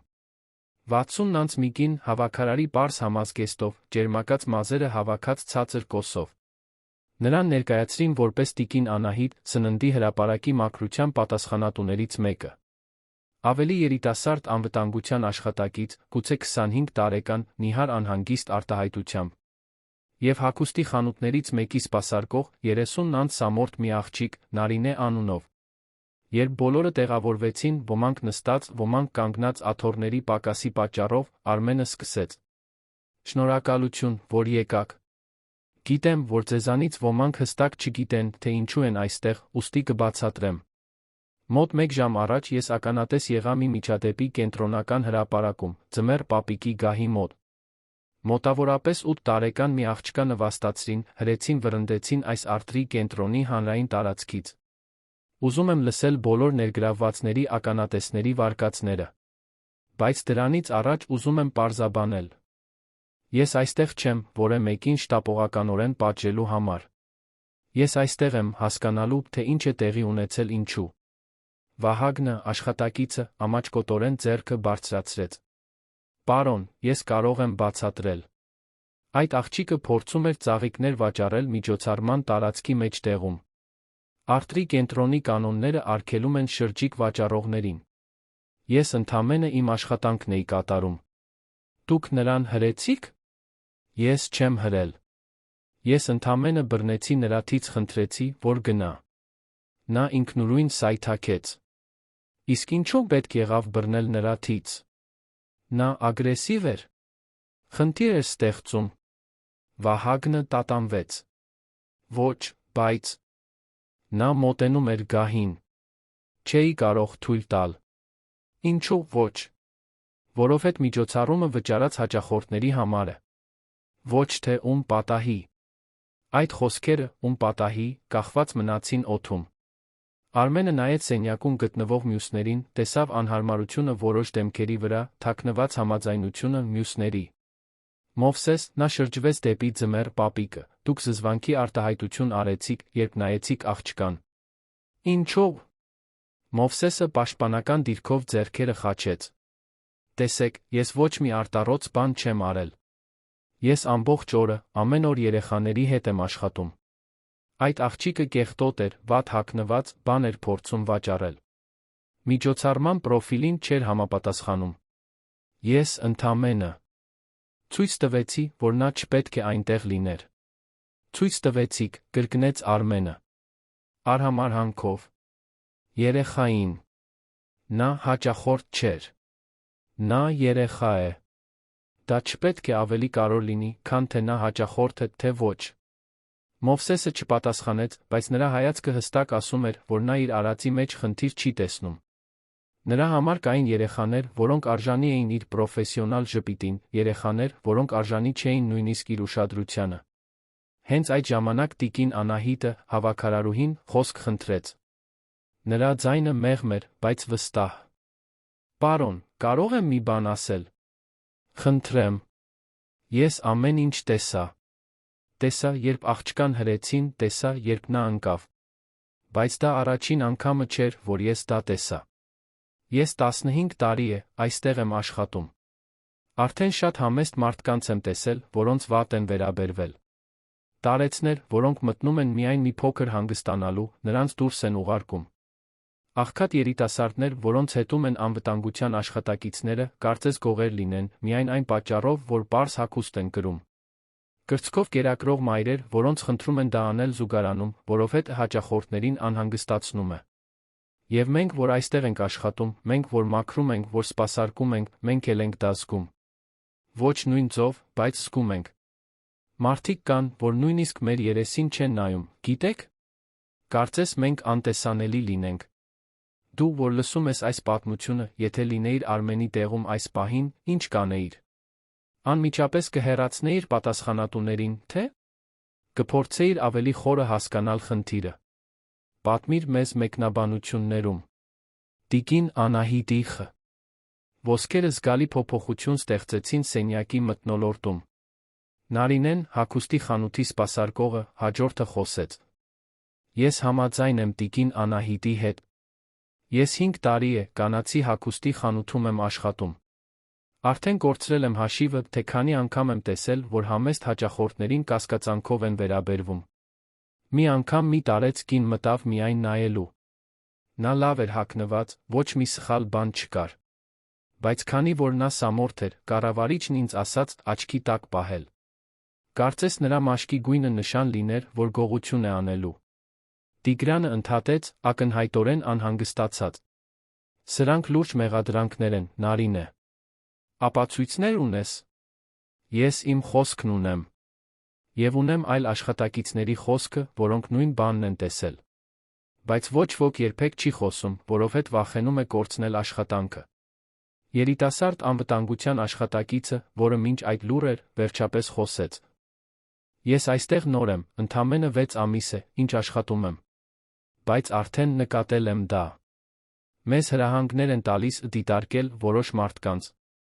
Երբեք բացահայտ չի ասվում, որ դա արտաքինի կամ գույնի պատճառով է, բայց բոլորը գիտեն։ Կարենը, անվտանգության վերահսկողը, հաստատեց։ Ճիշտ է։ Եվ ես ամաչում եմ խոստովանել, որ թույլ եմ տվել դա տեղի ունենալ իմ վերահսկողության տակ։ Երբ ստանձնեցի պաշտոնը, կարծում էի, որ այդպես են գործերը ընթանում։ Որ դա աշխատանքի մաս է։ Բայց դա սխալ է։ Միշտ էլ սխալ է եղել։ Արմենը յուրացնում էր յուրաքանչյուր խոսք, յուրաքանչյուր վկայություն։ Դա ավելին էր, քան Լիլիթի նվաստացումը։ Դա մի ամբողջ համակարգ էր, լուր խտրականության, թաքնված բացառման, արտաքինի, գույնի, սոցիալական դասի վրա հիմնված անհավասար վերաբերմունքի մշակույթ։ Մովսեսը, ձմեռ պապիկը, փորձեց պաշտպանվել։ Բայց մենք պետք է պաշտպանենք արտրի կենտրոնի միջավայրը։ Պետք է ստանդարտ պահպանենք։ Ինչ ստանդարտ, ընդհատեց նրան Արմենը։ Մարդկայնության։ Որովհետև իմ լսածով միակ ստանդարտը, որ այստեղ պահպանվում է, պրոֆեսիոնալիզմի տակ քողարկված դաժանության ստանդարտն է։ Վահագնը գլուխը կախեց։ Մովսեսը կարմրեց, բայց չպատասխանեց։ Սաթենիկը, միջոցառումների համակարգողը, խոսեց առաջին անգամ, երբ վկաները սկսեցին խոսել։ Պարոն Մարտիրոսյան, ես ստանձնում եմ իմ պատասխանատվության բաժինը։ Ես եմ կազմակերպում միջոցառումները, մարզում թիմերին։ Եթե այս մշակույթը գոյություն ունի, ես ձախողել եմ դրա դեմ պայքարելը։ Արմենը երկար նայեց նրան։ Գոնե դուք ընդունում եք։ Դա արդեն ավելին է, քան այստեղ ոմանք կարող են անել։ Տիգրանը ակնհայտորեն անհանգիստ էր։ Արմեն, ինչ եք ուզում, որ մենք անենք։ Ակնհայտորեն պետք է որոշ բաներ փոխենք, բայց… Որոշ բաներ, Արմենը ոտքի կանգնեց, ձայնը բարձրանալով։ Տիգրան, դրանք որոշ բաներ չեն։ Դա ամեն ինչն է։ Դա այն ձն է, որով այս արտրի կենտրոնը գործում է, դա այն ձն է, որով մարդկանց վերաբերվում են, դա հենց բիզնեսի փիլիսոփայությունն է։ Նա քայլեց դեպի պատուհանը, ներք նայեց արտրի կենտրոնի շարժմանը։ Հազարավոր մարդիկ շրջում էին, գնումներ կատարում, ուտում, ապրում իրենց կյանքով։ Նրանցից քանիսն էին արդեն նվաստացվել այնտեղ։ Քանիսն էին իրենց փոքր, անտեսանելի, անպատշաճ զգացել։ Գիտեք ինչ ասաց ինձ այդ աղջիկը, նախքան գնալը, շարունակեց նա, դեռ պատուհանից նայելով։ Նա ինձ ասաց. «Պարոն Արմեն, դուք շատ լավ մարդ եք։ Աստված ձեզ կօրհնի»։ Նա ինձ շնորհակալություն հայտնեց, որովհետև ես արեցի այն նվազագույնը, որը ցանկացած պարկեշտ մարդ պետք է աներ։ Նրան հարգանքով վերաբերվեցի։ Եվ գիտեք դա ինձ ինչ ասաց, որ նա այնքան սովոր է վատ վերաբերմունքի, որ ցանկացած հիմնական բարության ժեստ արտասովոր է թվում։ Դա պետք է ամաչեցնի մեզ բոլորիս։ Հաջորդած լռությունը խորն էր։ Արմենը շրջվեց դեպի խումբը։ Ուրեմն, ահա թե ինչ է տեղի ունենալու։ Առաջինը, Մովսես, ձեր պայմանագիրը խզված է։ Ոչ թե հատկապես այսօրվա ձեր արարքի պատճառով, այլ որովհետև ձեր վերաբերմունքը ցույց է տալիս, որ դուք չունեք երեխաների հետ աշխատելու համար անհրաժեշտ կարեկցանքը։ Դուք կստանաք այն ամենը, ինչ ձեզ հասանելի է, բայց ես ձեզ այլս այս արտրի կենտրոնում չեմ ուզում տեսնել։ Մովսեսը բերանը բացեց բողոքելու, բայց Արմենը ձեռքը բարձրացրեց։ Սա կարգելի չէ։ Վահագն, շարունակեց Արմենը, դու կտեղափոխվես այլ բաժին։ Աշխատանքից չես ազատվի, բայց այլս չես աշխատի հանրության հետ ուղիղ սպասարկման ոլորտներում, մինչ չանցնես կարեկցանքի ներառականության վերաբերյալ լայնածավալ թրեյնինգ։ Եվ այդ թրեյնինգը 2 ժամանոց առցանց դասընթաց չի լինի։ Դա կլինի իրական, նշանակալի բան։ Վահագնը կարծես թեթաց։ Ավ, որ աշխատանքից չեն ազատում, բայց նա անհանգիստ էր, թե ինչ է սպասվում։ Ինչ վերաբերում է մնացածին, Արմենը նայեց Տիգրանին, Սաթենիկին, Կարենին, մենք նոր արձանագրություններ ենք ստեղծելու։ Ես ուզում եմ սոցիալական ներառականության ոլորտում մասնագիտացված խորհրդատվություն, պարտադիր թրեյնինգ բոլոր աշխատակիցների համար, կառավարիչներից մինչ մաքրող անձնակազմ։ Ես ուզում եմ կրթական արշավներ խանութպանների համար։ Եվ ուզում եմ ամբողջական աուդիտ, թե ինչպես ենք մենք վերաբերվում ընդհանուր հանրությանը, հատկապես ամենախոցելիներին։ Դա թանկ կարժենա, նկատեց Տիգրանը։ Եվ պետք է արվեր տարիներ առաջ։ Ես դրա համար բավականաչափ գումար ունեմ։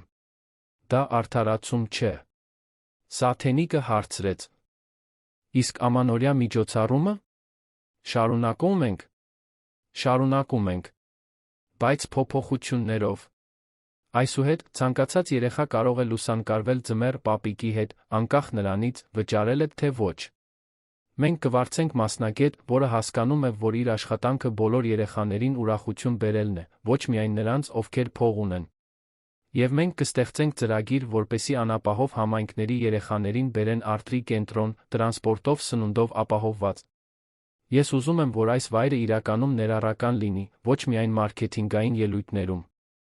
Սենյակում գտնվող մարդիկ հայացքներ փոխանակեցին։ Ոմանք իսկապես հուսադրված էին թվում, մյուսները՝ թերահավատ։ Այսպիսի փոփոխությունները հազվադեպ էին, շատերն արդեն տեսել էին, թե ինչպես են նմանատիպ խոստումները մոռացվում, հենց որ սկզբնական վրդովմունքն անցնում է։ Արմենը նկատեց կասկածը։ Ես գիտեմ, թե ինչ եք մտածում։ Որ սա զգացմունքային արձագանք է, որ մի քանի շաբաթից ես կմոռանամ, ամեն ինչ կվերադառնա իր հունին։ Բայց դուք ինձ լավ չեք ճանաչում, եթե այդպես եք մտածում։ Երբ ես ինչ-որ բան եմ որոշում, ես գնում եմ մինչ վերջ։ Եվ ես որոշել եմ, որ այլս չեմ ուզում լինել մի համակարգի մեղսակից, որը ջզմում է թույլերին։ Տիկին Անահիտի աչքերում արցունքներ կային։ Պարոն Մարտիրոսյան, դուք չգիտեք, թե սա որքան բան է նշանակում։ Ինձ նման մարդկանց համար լսված լինելը, հարգված լինելը հազվադեպ է։ Եվ դա հենց խնդիրն է, տիկին Անահիտ։ Դա չպետք է հազվադեպ լինի։ Դա պետք է ստանդարտ լինի։ Հանդիպումը տեց 2 ժամ։ Արմենը լսեց ավելի շատ վկայություններ, ավելի շատ պատմություններ նուրբ խտրականության, ամենօրյա փոքր դաժանությունների մասին, որոնք մարդկանց մեծամասնությունը նույնիսկ չէր նկատում։ Կարենը սկսեց կազմել անհրաժեշտ փոփոխությունների ցուցակ։ Սաթենիկը, թե դեռ տեսանելիորեն անհարմար, սկսեց ուրվագծել գաղափարներ, միջոցառումներն ավելի ներառական դարձնելու համար։ Նույնիսկ Տիգրանը, սկզբում դիմադրող, սկսեց անկեղծորեն ներգրավվել քննարկմանը։ Երբ վերջապես բոլորը դուրս եկան, Արմենը նորից մենակ մնաց խորհրդակցությունների սենյակում։ Նա նայեց դեռս կողքին դրված գործվածքե ծաղիկներին, այդ հույսի գոյատման փոքրիկ խորհրդանիշներին։ Վերցրեց հեռախոսը, արեց մի բան, որը երբեք չէր արել։ Չեղարկեց շաբաթվա իր բոլոր հանդիպումները։ Ավելի կարևոր գործ ուներ անելու։ Արմենը այդ գիշեր ուղիղ տուն չգնաց։ Փոխարենը, նա շրջում էր արթրի կենտրոնում մինչ փակվելու ժամը, ամեն ինչ դիտելով աչքերով, որոնք կարծես առաջին անգամ էին տեսնում։ Տեսավ, թե ինչպես են անվտանգության աշխատակիցները իրականում տարբեր կերպ դիրքավորվում, կախված նրանից, թե ով է անցնում։ Տեսավ, թե ինչպես են որոշ վաճառողներ ավելի ուշադիր որոշ հաճախորդների նկատմամբ անտեսում մյուսներին։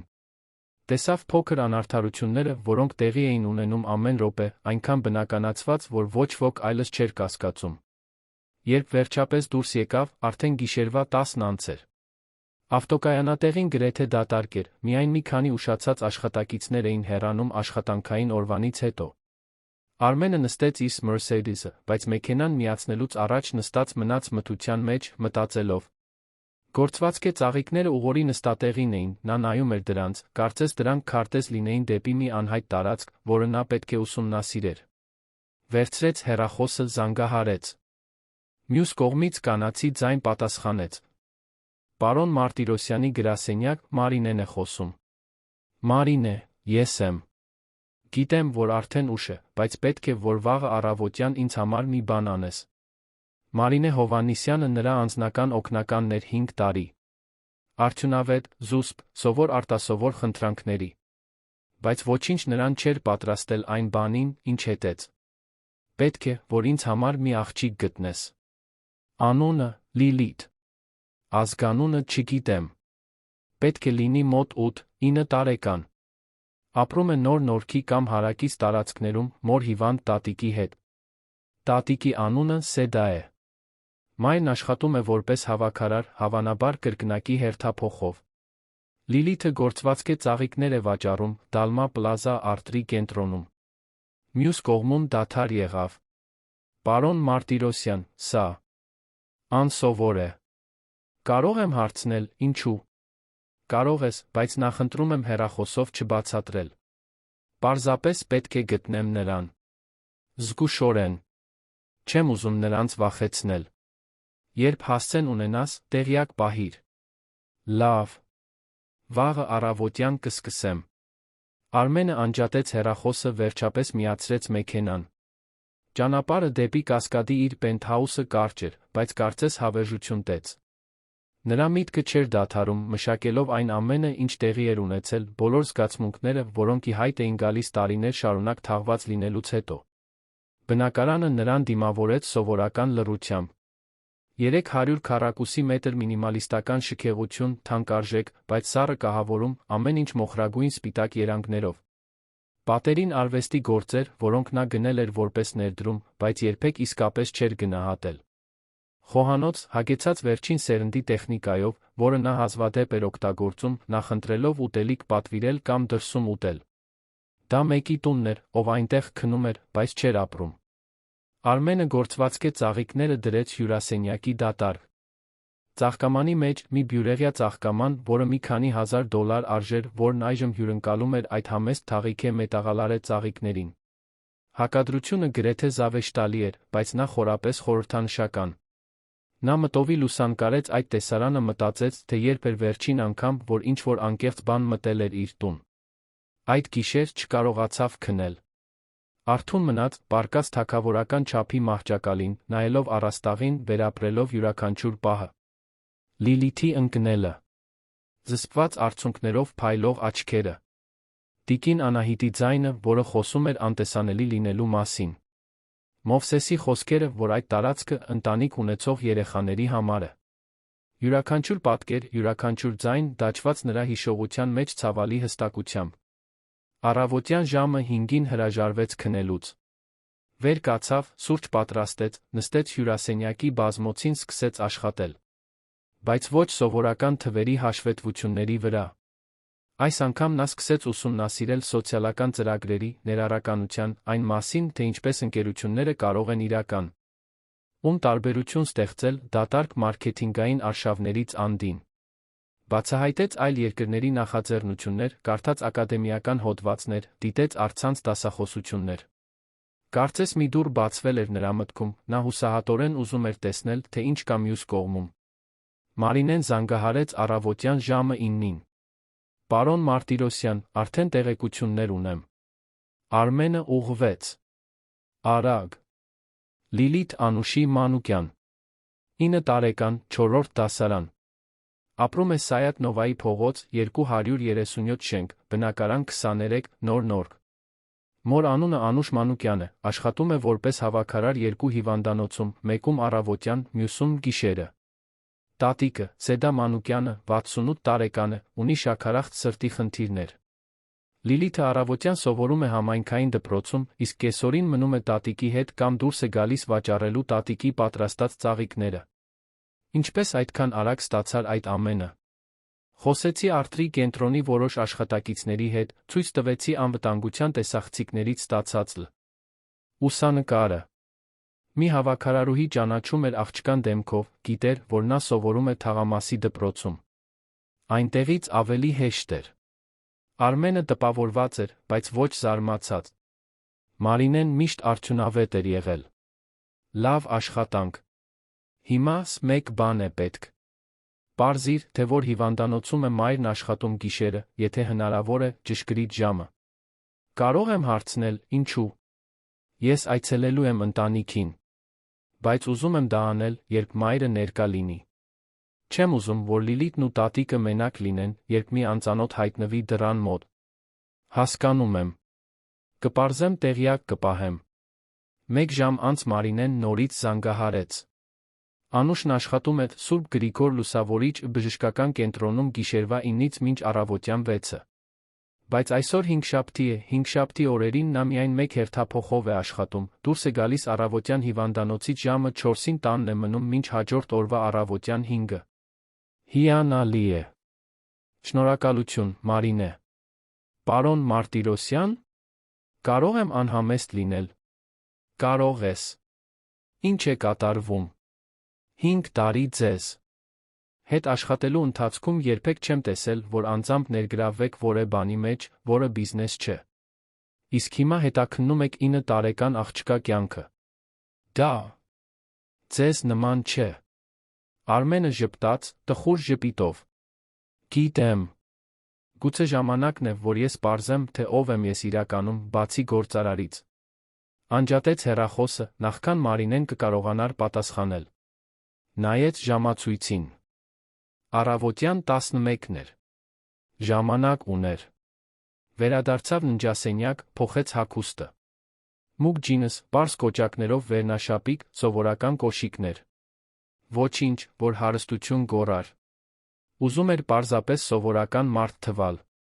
Դուրս գալուց առաջ վերցրեց մի ծրար մեջը դրեց մի քանի թղթադրամ, ոչ շատ, որպեսի ցուցադրական չթվա, բայց բավականաչափ տարբերություն ստեղծելու համար։ Ավելացրեց իր անձնական համարով այցեքարտ։ Մտածեց, թե ինչ գրի, բայց որոշեց դատարկ թողնել։ Որոշ ժեստեր խոսքերի կարիք չունեն։ Սայաթ Նովայի փողոցը գտնվում էր Նոր Նորքի ավելի պարզ թաղամասերից մեկում։ Հին շենքեր, որոշները լավ խնամված, մյուսները ոչ այնքան, նեղ փողոցներ, երկու կողմից կայանված մեքենաներով, առաջին հարկերում փոքր խանութներ, հացի փուռ, մթերային խանութ, դեղատուն։ Դա այնպիսի թաղամաս էր, որտեղ բոլորը իրար ճանաչում էին, որտեղ հարանները դեռ զրուցում էին մայթերին։ 237 համարը 5 հարկանի շենք էր, գունաթափված ներկով, դոմոֆոն, մի քանի կոտրված կոճակներով։ Արմենը սեղմեց 23-րդ բնակարանի կոճակը սպասեց։ Լսեց հին գծի խշշոցը, հետո կանացի, հոգնած ձայն։ Իմ անունը Արմեն Մարտիրոսյան է։ Եկել եմ տիկին Անուշի հետ խոսելու Լիլիթի մասին։ Երկար, անհանգստությամբ լի դադար եղավ։ Իմ աղջկա հետ ինչ-որ բան է պատահել։ Ոչ։ Նա լավ է։ Ես ուղղակի կուզենայի ձեզ հետ զրուցել։ Խոստանում եմ, որ երկար չի տի։ Եվս մեկ դադար։ Դուք որտեղից գիտեք իմ աղջկա անունը։ Դա լավ հարց էր, Արմենը հասկացավ դրա հետում թաքնված վախը։ Միայնակ մայր ապրում է պարզ թաղամասում, մի անծանոթ հայտնվում է, իմանալով իր աղջկա անունը։ Ես նրան երեկ հանդիպեցի արտրի կենտրոնում։ Նրանից մի քանի ծաղիկ գնեցի։ Կուզենայի ձեզ հետ այդ մասին խոսել։ Գծի խշշոցը կարծես տատանմամբ բաբախեր։ Վերջապես։ Երրորդ հարկ, աջ կողմի դուռը։ Բնակարանի դուռը բացվեց նույնիսկ նախքան Արմենը կթակեր։ 30-ն անց մի կին հայտնվեց, նիհար, մազերը հավաքած պարզ պոչիկով, հագին ջինսե տաբատ հասարակ շապիկ։ Նրա դեմքը կրում էր քիչ քնողի շատ աշխատողի հետքերը, բայց աչքերը կենդանի էին, խելացի, կասկածամիտ։ Անուշ Մանուկյանը Արմենին վերից վար նայեց, ակնհայտորեն գնահատելով, թե արդյոք նա վտանգ է ներկայացնում։ Անուշ, հարցրեց նա, մեղմորեն։ Ես եմ։ Իսկ դուք ո՞վ եք։ Արմեն Մարտիրոսյան։ Ինչպես ասացի դոմոֆոնով, երեկ հանդիպեցի ձեր աղջկան արտրի կենտրոնում։ Կարող եմ ներս մտնել։ Անուշը տատանվեց, բայց մի կողմ քաշվեց։ Տունը համեստ է։ Գողանալու արժեքավոր ոչինչ չունենք, եթե դա եք փնտրում։ Ես ոչինչ չեմ փնտրում, բացի զրույցից։ Բնակարանը փոքր էր, գուցե ընդհանուր 50 քառակուսի մետր։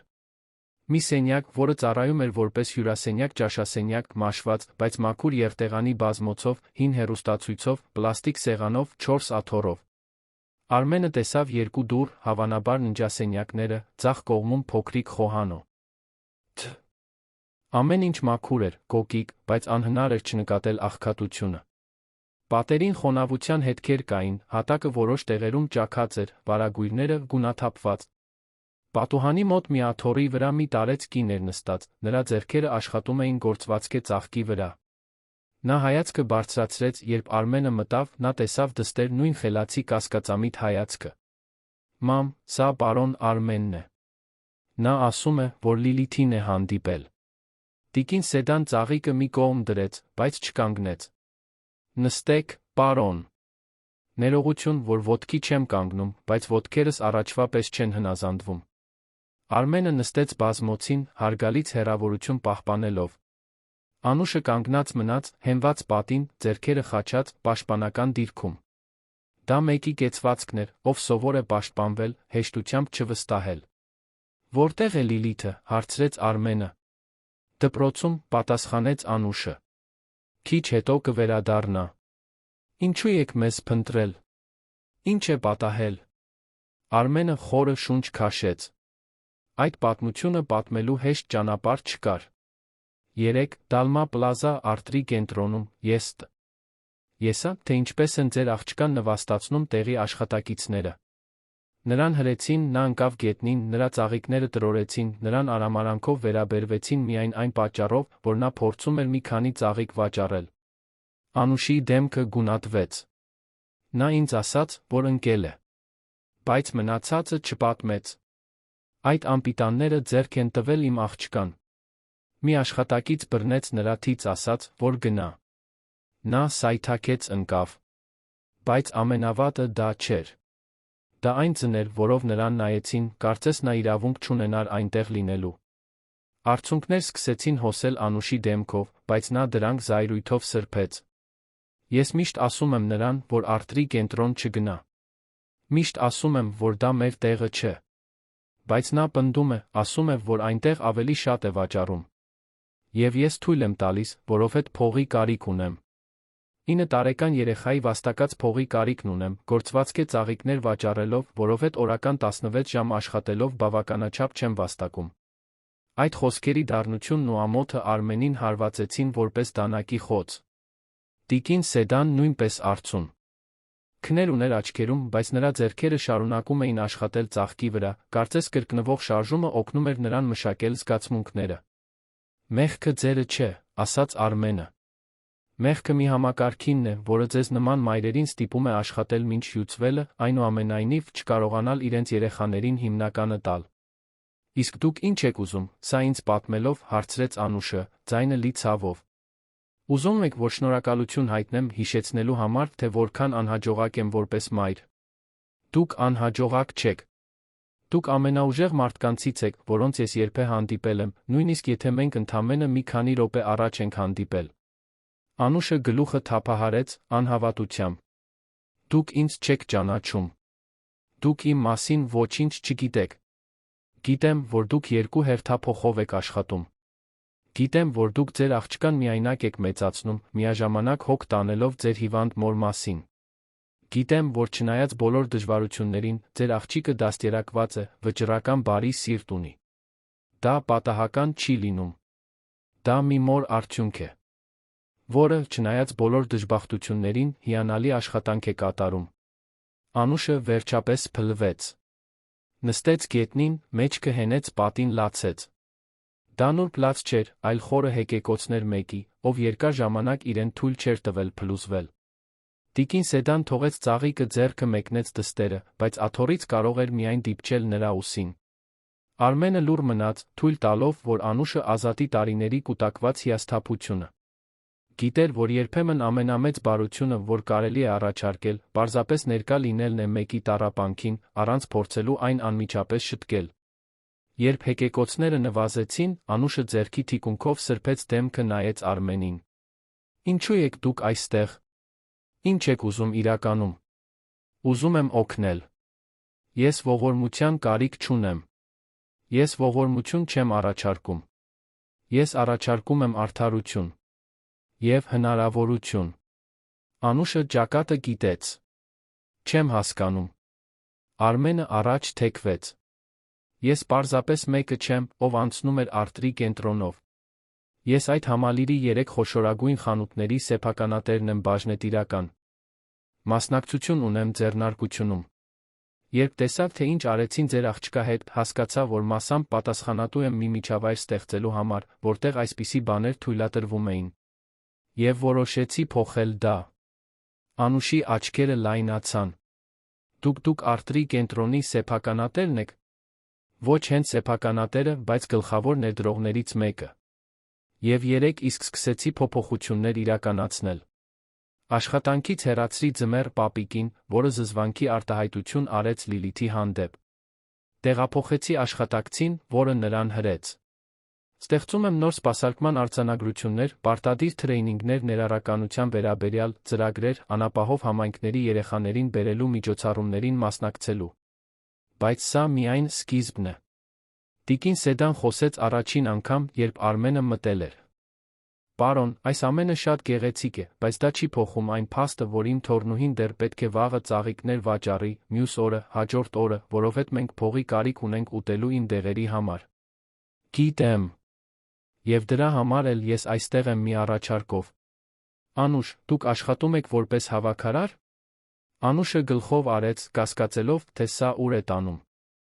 Իսկ եթե ես ձեզ ավելի լավ աշխատանք առաջարկեմ։ Արժանապատիվ աշխատավարձով, ֆիքսված ժամանակացույցով, պաշտոնական գրանցումով, բոլոր արտոնություններով։ Մի աշխատանք, որտեղ դուք ստիպված չեք լինի սպանել ձեզ, 2 հերթափոխով աշխատելով, որտեղ կարող եք ներկա լինել ձեր աղջկա համար, որտեղ ժամանակ կունենաք ձեր մորը խնամելու։ Ինչ անելով, հարցրեց Անուշը, ձայնը լի թերահավատությամբ։ Մաքրելով ձեր գրասենյակները։ Որովհետև դա դեռ մաքրություն կլիներ, միայն թե հարուստ մարդու համար, հիվանդանոցի փոխարեն։ Արմենը գլուխը թափահարեց։ Ոչ։ Ես իմ ընկերություններում նոր բաժին եմ ստեղծում, կենտրոնացած սոցիալական պատասխանատվության ներառականության վրա։ Ինձ պետք է մեկը, ով իսկապես հասկանում է դժվարություններով ապրող մարդկանց կարիքները։ Ինձ պետք է մեկը, ով կարող է ինձ ասել, երբ իմ գաղափարները դատարկ են, երբ իմ ծրագրերը պարզապես մարքեթինգ են։ Ինձ պետք է մեկը իրական կյանքի փորձով, ոչ թե թանկարժեք դիպլոմով, բայց իրականությունից անտեղյակ մեկը։ Եվ կարծում եմ, որ դուք կարող եք լինել այդ մարդը։ Անուշը ծիծաղեց, առանց հումորի ձայնով։ Ես նույնիսկ միջնակարգը չեմ ավարտել։ 18 տարեկանում հղիացա, Լիլիթի հայրը անհետացավ, այդ ժամանակվանից քրտնաջան աշխատում եմ գոյատելու համար։ Ինչ որակավորում ունեմ ես ձեզ հետ աշխատելու համար։ Ամենակարևոր որակավորումը։ Դուք ապրել եք այս ամենը դեռ այստեղ եք, պայքարում եք։ Դուք հասկանում եք, թե ինչ է նշանակում կարիք ունենալ, ինչ է նշանակում անտեսանելի լինել, ինչ է նշանակում սովորական մարդու արժանապատվությունը։ Դա համալսարանում չեն սովորում, դա ապրելով են սովորում։ Եվ ինձ պետք է այդ գիտելիքը, եթե ուզում եմ իրական փոփոխություններ անել։ Անուշը նայեց մորը, որը նույնպես անհավատալի էր թվում։ Դա իմաստ չունի։ Ձեզ նման մարդիկ հենց այնպես չեն հայտնվում, ինձ նման մարդկանց աշխատանք առաջարկելով։ Ինձ նման մարդիկ, կրկնեց Արմենը, կյանքն անցկացրել են, մոռանալով, որ երբե եղել են ձեզ նման մարդիկ։ Ես աղքատ եմ մեծացել, Անուշ։ Շատ աղքատ։ Սոված եմ մնացել, կարկատած հագուստ եմ կրել, տեսել եմ, թե ինչպես է մայրը սպանում իրեն աշխատանքով, այնուամենայնիվ նվաստացվում աղքատ լինելու համար։ Տարբերությունն այն է, որ իմ բախտը բերեց, հնարավորություններ ունեցա, շատ քրտնաջան աշխատեցի։ Կայսրություն կառուցեցի, բայց այդ ընթացքում նա պատեր կառուցեցի իմ շուրջը։ Պատեր, որոնք ինձ պաշտպանեցին, բայց նա մեկուսացրին ինձ իրականությունից։ Երեկ ձեր աղջիկն ինձ օգնեց տեսնել այդ պատերը։ Եվ հիմա ես փորձում եմ դրանք քանդել։ Երկար լռություն տիրեց։ Տիկին Սեդան առաջինը խոսեց. Այս ամենը շատ գեղեցիկ է, պարոն Արմեն։ Բայց փորձն ինձ սովորեցրել է, որ երբ ինչ-որ բան չափազանց լավ է թվում, ճշմարիտ լինելու համար, սովորաբար ճշմարիտ չէ։ Իրականում, ինչ եք ուզում մեզանից։ Ուզում եմ տարբերություն ստեղծել։ Եվ հասկացա, որ դա մենակ չեմ կարող անել, նստած իմ գրասենյակում, որոշելով, թե ինչ եմ կարծում, որ լավագույնն է այն մարդկանց համար, որոնց նույնիսկ չեմ ճանաչում։ Ինձ օգնություն է պետք։ Ինձ հեռանկար է պետք։ Ինձ ճշմարտություն է պետք։ Անուշը ոտքի կանգնեց գետնից, դեռ սրբելով արցունքները։ Իսկ եթե ես ոչ ասեմ, դուք կգնաք կմոռանաք այս ամենը։ Եթե դուք ոչ ասեք, ես կհարգեմ ձեր որոշումը։ Բայց արտրի կենտրոնում փոփոխությունները կշարունակվեն։ Ձեր աղջկան այլս չեն նվաստացնի, անկախ նրանից, դուք կընդունեք իմ առաջարկը, թե ոչ։ Դա ես խոստանում եմ։ Հենց այդ պահին բնակարանի դուռը բացվեց, Լիլիթը մտավ, հագին պարզ դպրոցական համազգեստ, ուսին պայուսակ։ Նա կանգ առավ, տեսնելով Արմենին, նրա աչքերը լայնացան ճանաչումից։ Պարոն Արմեն, բացականչեց նա, մի հսկայական ժպիտ լուսավորելով նրա դեմքը։ Հետո նայեց մորը, շփոթված։ Մամ, նա ինչ է անում այստեղ։ Անուշը բացեց ձեռքերը, Լիլիթը վազեց դեպի նրանք։ Նա եկել է մեզ հետ խոսելու, աղջիկս։ Այն մասին, ինչ երեկ պատահեց արտրի կենտրոնում։ Լիլիթի ժպիտը անհետացավ։ Ես քեզ ասացի, որ ընկել եմ։ Ներիր, մամ։ Ես գիտեմ, որ դու միշտ ասում ես զգույշ լինել։ Դու ոչ մի սխալ բան չես արել, Լիլիթ, ասաց Արմենը։ Սխալ արել են այն մեծահասակները, որոնք պետք է քեզ ավելի լավ վերաբերվեին։ Լիլիթը նայեց նրան, հետո մորը, փորձելով հասկանալ, թե ինչ է կատարվում։ Անուշը շոյեց աղջկա մազերը, որոշում կայացրեց։ Պարոն Արմեն, ես պետք է մտածեմ ձեր առաջարկի մասին։ Շատ բան է միանգամից։ Բայց շնորհակալ եմ, որ եկաք այստեղ, որ հոգ տարաք։ Դա ինքնին արդեն ավելին է, քան մարդկանց մեծամասնությունը կաներ։ Արմենը գլխով արեց։ Վերցրեց իր բերած ծրարը դրեց սեղանին։ Պետք չէ հիմա որոշել։ Իմ համարը այս այցեքարտի վրա է։ Եթե ուզենաք ավելին խոսել, պարզապես զանգահարեք։ Իսկ սա, նա մատնացույց արեց ծրարը, վճարում կամ ողորմություն չէ։ Դա ներողության խնդրանք է, Բոլո։ Այն մեծահասակների անունից, որոնք երեկ ձախողեցին Լիլիթի հանդեպ։ Օգտագործեք այն, ինչի համար որ պետք է։ Անուշը նայեց ծրարին, բայց չդիպավ դրան։ Ինչքան կա այնտեղ։ Բավականաչափ, մի քանի շաբաթվա դեղերի ուտելիքի համար։ Ինչպես ասացի, ողորմություն չէ։ Դա անարդարության ճանաչում է։ Լիլիթը ազատվեց մոր գրկից քայլեց դեպի Արմենը։ Առանց նախազգուշացման նա գրկեց նրան, նրա նիհար թիկները փաթաթվեցին նրա գոտկատեղին։ Արմենը մի պահ քարացավ, հետո պատասխանեց գրկախառնությանը, զգալով, թե ինչպես է իր ներսում ինչ-որ բան կոտրվում միաժամանակ վերականգնվում։ Շնորհակալություն, պարոն Արմեն, մրմնջաց Լիլիթը նրա կրծքին։ Դուք ամենալավ մարդն եք, որին ես ճանաչում եմ։ Արմենը ստիպված եղավ արագ թարթել, արցունքները զսպելու համար։ Դու էլ ես հիանալի, Լիլիթ։ Երբեք թույլ մի տուր, որ որը մեկը քեզ հակառակը զգալ տա։ Երբ Արմենը 10 րոպե անց դուրս եկավ բնակարանից, իր հետ ավելին տարավ, քան բերել էր։ Տարավ Անուշի պատկերը, որը վերջապես դողացող ձեռքերով վերցրեց ծրարը, տիկին Սեդայի, որը ցածր ձայնով աղոթք էր ասում։ Լիլիթի, որը պատուհանից թափահարում էր, երբ նա նստում էր մեքենան։ Տարավ խոստումներ տալու պատասխանատվությունը, որոնք պետք է կատարեր։ Եվ տարավ մի բան, որը երկար ժամանակ չէր զգացել։ Հույս, որ գուցե դեռ շատ ուշ չէ ավելի լավ մարդ լինելու համար, քան եղել էր։ Նրա հեռախոսը զանգեց, երբ ճանապարհի կեսին էր։ Մարինեն էր։ Պարոն Մարտիրոսյան, դուք պետք է սա տեսնեք։ Մի տեսանյութ է տարածվում սոցիալական ցանցերում։ Այն Դալմա Պլազա Արտրի կենտրոնում նվաստացված աղջկա մասին է։ Արդեն կես միլիոնից ավելի դիտում ունի արագ աճում է։ Արմենը զգաց, որ ստամոքսը սեղմվում է։ Ուղարկիր հղումը։ Վայրկյաններ անց նա կանգնեցրեց մեքենան բենզալցակայանում դիտեց տեսանյութը։ Ինչ-որ մեկը նկարահանել էր ճիշտ այն պահը, երբ Լիլիթին վրընդեցին, երբ նա ընկավ, երբ ծաղիկները տրորվեցին։ Որակը լավը չէր, բայց բավական էր տեսնելու ձմեռ պապիկի դեմքի արամարանքը, աշխատակցի կոպիտ վերաբերմունքը, շրջապատի մարդկանց, որոնք ծիծաղում էին կամ պարզապես անտեսում։ Մեկնաբանությունները վրդովմունքի արդարության պահանջների խառնուրդ էին։ Որոշ մարդիկ նշում էին Արտրի կենտրոնը, մյուսները պահանջում էին, որ պատասխանատուները պատժվեն։ Տեսանյութն արդեն տարածել էին թվային ազդեցիկ անձինք, լրատվական էջեր, սոցիալական ակտիվիզմի պրոֆիլ։ Ներ 24 ժամից էլ քիչ ժամանակում Լիլիթի անձնական նվաստացումը դարձել էր հանրային բանավեճ։ Արմենն անմիջապես զանգահարեց Տիգրանին։ Տեսանյութը տեսել ես։ Տեսել եմ։ Մամուլի ծառայությունն արդեն անդադար զանգում է ինձ։ Բոլորը հայտարարություն են ուզում Արտրի կենտրոնից։ Արմեն, սա կարող է դառնալ հասարակական կապերի մղձավանջ։ Կամ կարող է դառնալ հնարավորություն, ասաց Արմենը, միտքն արդեն աշխատում էր։ Վաղը առավոտյան մամուլի ասուլիս հրավիրիր։ Ժամը 9-ին։ Արտրի կենտրոնի կենտրոնական հրապարակում, հենց այնտեղ, որտեղ ամեն ինչ տեղի է ունեցել։ Ասուլիս։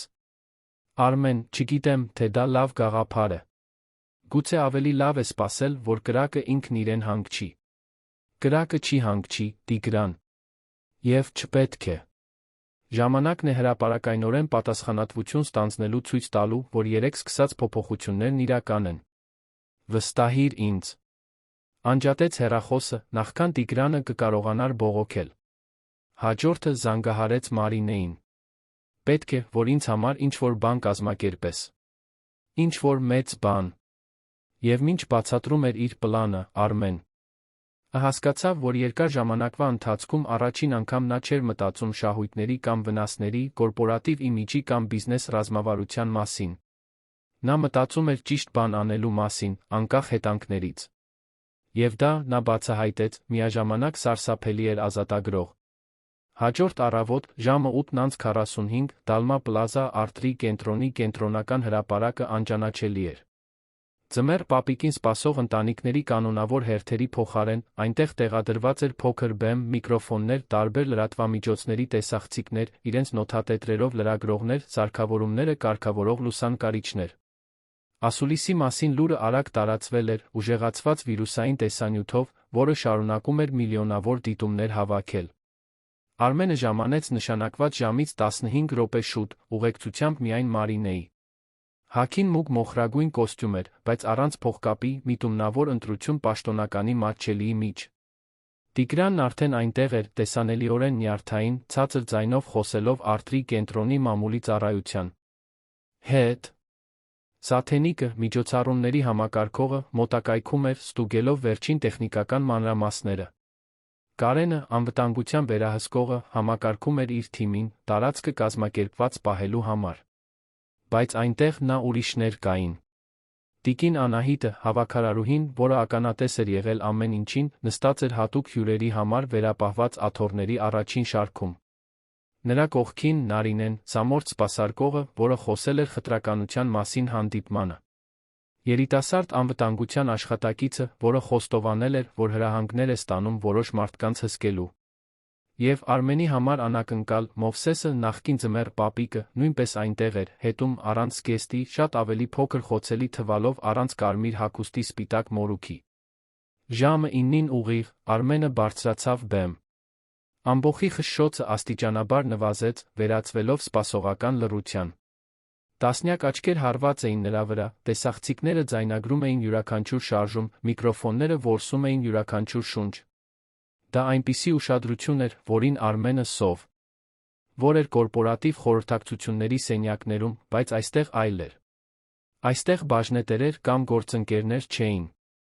Դա իրական հանրությունն էր, սովորական մարդիկ, նրանք, ովքեր կտուժեին նրա կայացրած ցանկացած որոշումից։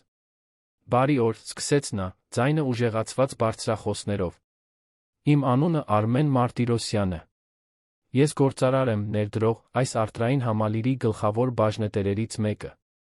Ես այսօր այստեղ եմ խոսելու մի միջադեպի մասին, որը տեղի է ունեցել այս առտրի կենտրոնում 2 օր առաջ, մի միջադեպ, որը նկարահանվել է տեսանյութում, որը ձեզանից շատերն արդեն տեսած կլինեն։ Մի հեռուստաալիքի լրագրողուհի ձեռքը բարձրացրեց, բայց Արմենը նրբորեն ընդհատեց նրան։ Խնդրում եմ, թույլ տվեք սկզբում ավարտեմ։ Հետո կպատասխանեմ բոլոր հարցերին։ Լրագրողուհին գլխով արեց ձեռքն իջեցրեց։ 2 օր առաջ, շարունակեց Արմենը, Լիլիթ անունով 9 տարեկան մի աղջկա նվաստացրին այս վայրում։ Նա փորձում էր վաճառել իր հիվանդ տատիկի պատրաստած գործվածքե ծաղիկներ, որոնք նա վաճառում է օգնելու իր ընտանիքին դեղեր ու դելիք գնել։ Նա ոչ ոքի չէր անհանգստացնում, ագրեսիվ չէր, ոչինչ չէր անում, բացի հանրային տարածքում գոյություն ունենալուց։ Եվ այնուամենայնիվ նրան հրեցին, նա ընկավ, նրա ծաղիկները տրորեցին, նրան արամարանքով նայեցին մեծահասակները, որոնք պետք է ավելի լավ իմանային։ Նա դադար տվեց, թույլ տալով, որ խոսքերը հնչեն։ Որոշ լրագրողներ սկսեցին մոլեգնորեն գրառումներ անել։ Տեսախցիկները մոտեցան, ավելի լավ որսալու նրա արտահայտությունը։ Ես այստեղ էի, երբ դա տեղի ունեցավ։ Ես ամեն ինչ տեսա։ Եվ առաջին բանը, որ արեցի, վրդովվելն էր, ապստամբելը, պատասխանատուներին պատժել ցանկանալը։ Եվ իրականում, անմիջական միջոցներ ձեռնարկեցի։ Ձմեռ պապիկի դերակատարի, որը աղջկա հանդեպ արամարանք ցուցաբերեց, պայմանագիրը խզվեց։ Նրան հրած աշխատակիցը տեղափոխվեց։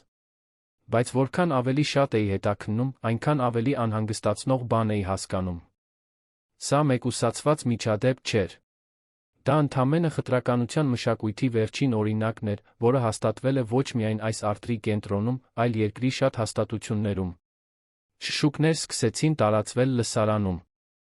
Արմենը ձեռքը բարձրացրեց, նորից լռություն խնդրելով։ Ես պարզեցի, որ համեստ մարդկանց պարբերաբար հետում են անվտանգության աշխատակիցները, կարծես նրանք պոտենցիալ հանցագործներ լինեն։ Որ սամորթ հաճախորդներին ավելի հաճախ են հսկում։ Որ տարեցներին, որոնք մտնում են միայն հանգստանալու, նրբորեն խնդրում են հեռանալ։ Որ կրծքով կերակրող մայրերին խնդրում են դա անել զուգարաններում։ Որ մաքրող անձնակազմի աշխատակիցներին, որոնք այս վայրը գործող են պահում, վերաբերվում են որպես անտեսանելիների։ Եվ այս ամենը տեղի է ունենում ստանդարտները պահպանելու կամ միջավայրը պաշտպանելու քողի տակ։ Մի լրագրող բացականչեց. Պարոն Մարտիրոսյան, դուք ասում եք, որ առտրի կենտրոնը խտրական քաղաքականություն ունի։ Ես ասում եմ, որ մենք, երբ ասում եմ մենք, ներառում եմ նա ինձ, ստեղծել ենք մի մշակույթ, որտեղ որոշ մարդիկ ողջունելի են, իսկ մյուսները ոչ։ Որտեղ մարդու արժեքը չափվում է արտաքինով, հագած հագուստով, մաշկի գույնով, գնողունակությամբ։ Եվ դա պետք է փոխվի։ Այսօր։ Արմենը խորը շունչ քաշեց, նախքան շարունակելը։ Ուզում եմ մի քանի հայտարարություն անել։ Առաջինը, այս շաբաթվանից այս առտրի կենտրոնը կիրականացնի բազմազանության ներառականության վերաբերյալ պարտադիր թրեյնինգի ծրագիր բոլոր աշխատակիցների համար, կառավարիչներից մինչ մաքրող անձնակազմ։ Դա մեկ ժամանոց առցանց դասընթաց չի լինի։ Դա կլինի լուրջ ծրագիր, անցկացվող մասնագետների կողմից, որը կտի ամիսներ։ Սակավաթիվ ծափահարություններ սկսեցին հնչել։ Արմենը շարունակեց. Երկրորդ. Մենք ստեղծում ենք սոցիալական ներառականության հանձնաժողով, կազմված տարբեր հիերարխիկ մակարդակների աշխատակիցներից նա համայնքի անդամներից։ Այս հանձնաժողովը կունենա իրական որոշում կայացնելու լիազորություն առտրի կենտրոնի քաղաքականության վերաբերյալ կկարողանա վետո դնել ցանկացած խտրական համարվող պրակտիկայի վրա։ Ավելի շատ ծափահարություններ, այժմ ավելի ուժգին։ Երրորդ, մենք կիրականացնենք զրո հանդուրժողականության քաղաքականություն խտրականության նկատմամբ։ Ցանկացած աշխատակից, ցանկացած մակարդակի, որը կբռնվի հաճախորդներին նախապաշարմունքային կամ խտրական կերպով վերաբերվելիս, անմիջապես կազատվի աշխատանքից։ Երկրորդ հնարավորություն չի լինի, երբ խոսքը վերաբերում է մարդկային արժանապատվությանը։ Լսարանն այժմ լիովին ներգրավված էր, ոմանք կանգնած ծափահարում էին։ Բայց Արմենը չէր ավարտել։ 4. Այս արթրի կենտրոնը կդառնա իսկապես հանրային տարածք։ Մենք կստեղծենք համակեցության գոտիներ, որտեղ մարդիկ կարող են հանգստանալ առանց սպառելու անհրաժեշտության։ Մենք կբերենք անվճար մշակութային ծրագրեր։ Մենք կհամագործակցենք հանրային դպրոցների հետ, որպեսզի աշակերտները կարողանան այցելել տրանսպորտով սնունդով ապահովված։ Ուզում ենք, որ այս վայրը լինի բոլորինը, ոչ միայն նրանցը, ովքեր ծախսելու փող ունեն։ Ծափահարություններն այժմ որոտալից էին։ Լրագրողները տպավորված հայացքներ էին փոխանակում։ Տեսախցիկները պտտվում էին, որ սալու լսարանի արձագանքը։ Եվ վերջապես, ասաց Արմենը սպասելով, որ լռությունը վերադառնա, ուզում եմ հայտարարել 50 միլիոն դրամի հիմնադրամի ստեղծման մասին, որը կկառավարվի անկախ, նախատեսված օգնելու նոր Նորքի հարակից թաղամասերի խոցելի իրավիճակում գտնվող ընտանիքներին։ Այս հիմնադրամը կառաջարկի արտակարգ օգնություն, դեղերի վճարում, դպրոցական պարագաներ, մասնագիտական վերապատրաստման հնարավորություններ։ Որովհետև եթե մենք իրականում ուզում ենք ներառականություն, մենք պետք է դուրս գան։ Պարզապես աղքատ մարդկանց հարուստ տարածքներ այցելել թույլ տալուց։ Մենք պետք է օգնենք նրանց դուրս գալ աղքատությունից։ Հաջորդած լռությունը լի էր զգացմունքներով։ Հետո դանդաղ լսարանը սկսեց ոտքի կանգնել, ծափահարությունը վերածվեց կանգնած օվացիայի։ Արմենը տեսավ տիկին Անահիտին արցունքները սրբելիս, տեսավ Նարինեին փայլուն ժպիտով, տեսավ նույնիսկ Տիգրանին, սկզբում դիմադրող, ծափահարելիս անկեղծ հավանությամբ։ Բայց հետո ինչ-որ բան տեղի ունեցավ, որը Արմենը չէր սպասում։ Սենյակի խորքից Մովսեսը, նախկին ձմեռ պապիկը, ձեռքը բարձրացրեց։ Արմենը տատանվեց, բայց հետո նշան արեց, որ մոտենա։ Ամբոխը շրջվեց, տեսնելու, թե ինչ է կատարվում։ Մովսեսը բեմ բարձրացավ անվստահ քայլերով։ Վերցրեց միկրոֆոններից մեկը, ձեռքերը տեսանելիորեն դողում էին։ Իմ անունը Մովսես Սանթոսյան է։ Ես այն ձմեռ պապիկն էի, որը արամարանքով վերաբերվեց այդ աղջկան։ Եվ այսօր եկել եմ այստեղ հրապարակայնորեն ներողություն խնդրելու։ Մի շշուկ անցավ լսարանով։ Մովսեսը շարունակեց, ձայնը խեղդված։ Երբ պարոն Մարտիրոսյանն ինձ աշխատանքից հեռացրեց, զայրացա։ Անարդար համարեցի։ Ի վերջո ես ոչինչ չէի արել, որ ուրիշները չէին անում։ Բայց երեք գիշեր դիտեցի տեսանյութը։ Տեսա իմ սեփական դեմքը, տեսա զզվանքի արտահայտությունը, որ արել էի։ Եվ առաջին անգամ իսկապես հասկացա, թե ինչ էի արել։ Ես նայեցի մի երեխայի, մի անմեղ երեխայի, որը միայն ուզում էր մի քանի ծաղիկ վաճառել, նրան վերաբերվեցի, կարծես նա մարդուց պակաս լիներ։ Եվ ես դրա համար արդարացում չունեմ։ Արցունքներ սկսեցին հոսել Մովսեսի դեմքով։ Ես էլ եմ աղքատ եղել։ Մեծացել եմ աղքատ թաղամասում, սոված եմ մնացել, նվիրատվության հագուստ եմ կրել։ Բայց երբ ստացա այս աշխատանքը, երբ հագա այդ զգեստը, երկար ժամանակվա ընթացքում առաջին անգամ ինձ կարոր զգացի։ Եվ առանց նկատելու սկսեցի ներք նայել, այնտեղ, որտեղից եկել էի, նույն արամարանքով, որով ուրիշները մի օր նայել էին ինձ։ Ես դարձա հենց այն տեսակի մարդը, որին ես ատում էի։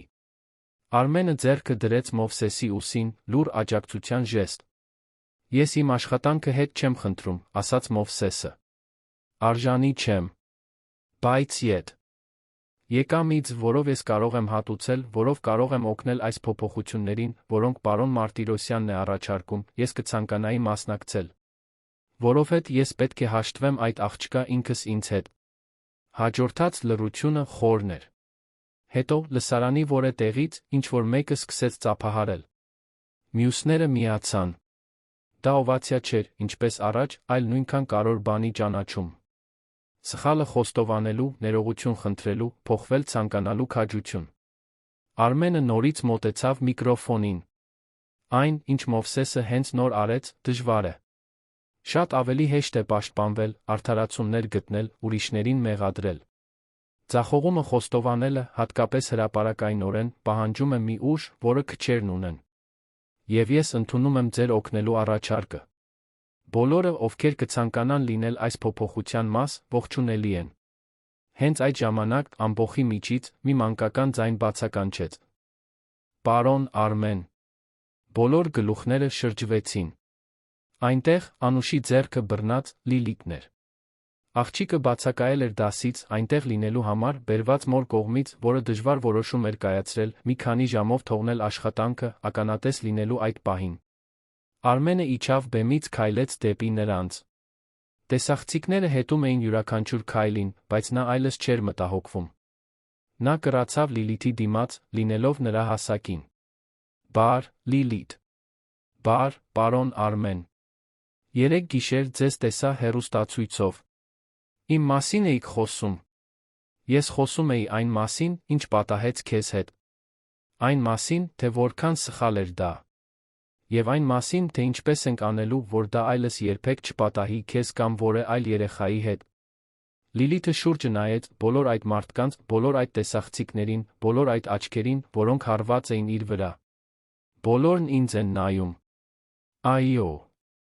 Բայց այս անգամ նրանք նայում են հարգանքով, ոչ թե արհամարհանքով։ Քեզ համար մինոն է։ Լիլիթը մի պահ մտածեց, հետո գլուխը թափահարեց։ Ոչ։ Որովհետև դուք այստեղ եք։ Անուշը, որը կողքին է։ Վերջապես խոսեց, դիմելով Արմենին։ Ես շատ մտածեցի ձեր առաջարկի մասին։ Խոսեցի մորս հետ։ Նույնիսկ Լիլիթի հետ խոսեցի, թե նա լիովին չի հասկանում։ Եվ որոշեցի ընդունել։ Բայց մի պայմանով։ Ես աշխատում եմ ձեզ համար, օգնում եմ այս ներառականության ծրագրերով, անում եմ այն ամենը, ինչ խնդրել եք։ Բայց դուք պետք է խոստանաք, որ չեք հանձնվի։ Որ սա միայն ցուցադրության համար չէ, ոչ միայն սոցիալական ցանցերի զայրույթը հանգստացնելու համար։ Ես պետք է իմանամ, որ դուք իսկապես նվիրված եք։ Արմենը ձեռքը մեկնեց։ Խոստանում եմ։ Եվ եթե մի օր ես դրժեմ այս խոստումը, դուք թույլտվություն ունեք ինձ հրապարակայնորեն պատասխանատվության ենթարկելու։ Անուշը սեղմեց նրա ձեռքը, այդ սեղմման մեջ ավելի խորը համաձայնություն կար, քան ցանկացած կորպորատիվ պայմանագիր կարող էր արտահայտել։ Մի լրագրող մոտեցավ, միկրոֆոնը մեկնած։ Պարոն Մարտիրոսյան, կարող եմ մի քանի հարց տալ։ Արմենը ոտքի կանգնեց, բայց Լիլիթին Անուշին իր կողքին պահեց։ Կարող եք։ Ինչը ձեզ դրդեց այս ամենն անելու։ Ինչու պարզապես զուսպ չլուծեցիք խնդիրը, ինչպես շատ ընկերություններ են անում։ Արմենը նայեց Լիլիթին, նախքան պատասխանելը։ Որովհետև զուսպ խնդիրները զուսպ փոփոխություններ են առաջացնում։ Իսկ զուսպ փոփոխությունները իրականում ոչինչ չեն փոխում։ Ես կարող էի ընտանիքին փոխհատուցում վճարել, մի քանի աշխատակցի աշխատանքից հեռացնել առաջ շարժվել։ Բայց դա չէր փոխի այն մշակույթը, որը թույլ էր տվել դա տեղի ունենալ ի սկզբանե։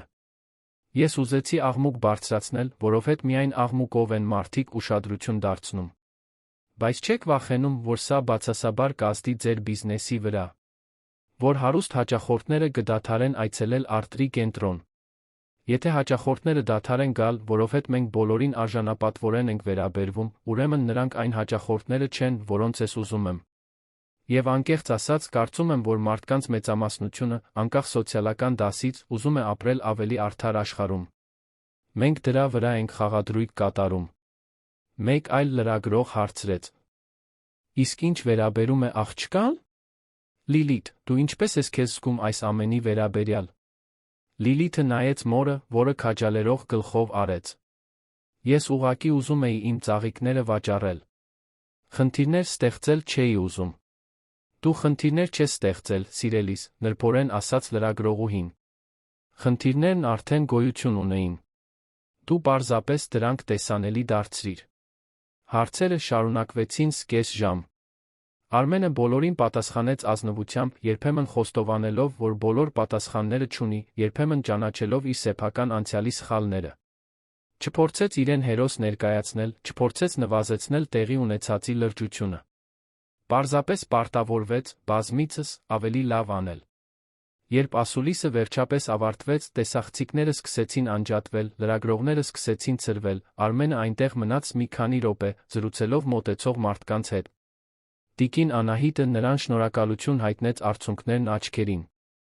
Նարինեն ասաց, որ 5 տարվա ընթացքում առաջին անգամ հույսով է լցված իր աշխատանքի նկատմամբ։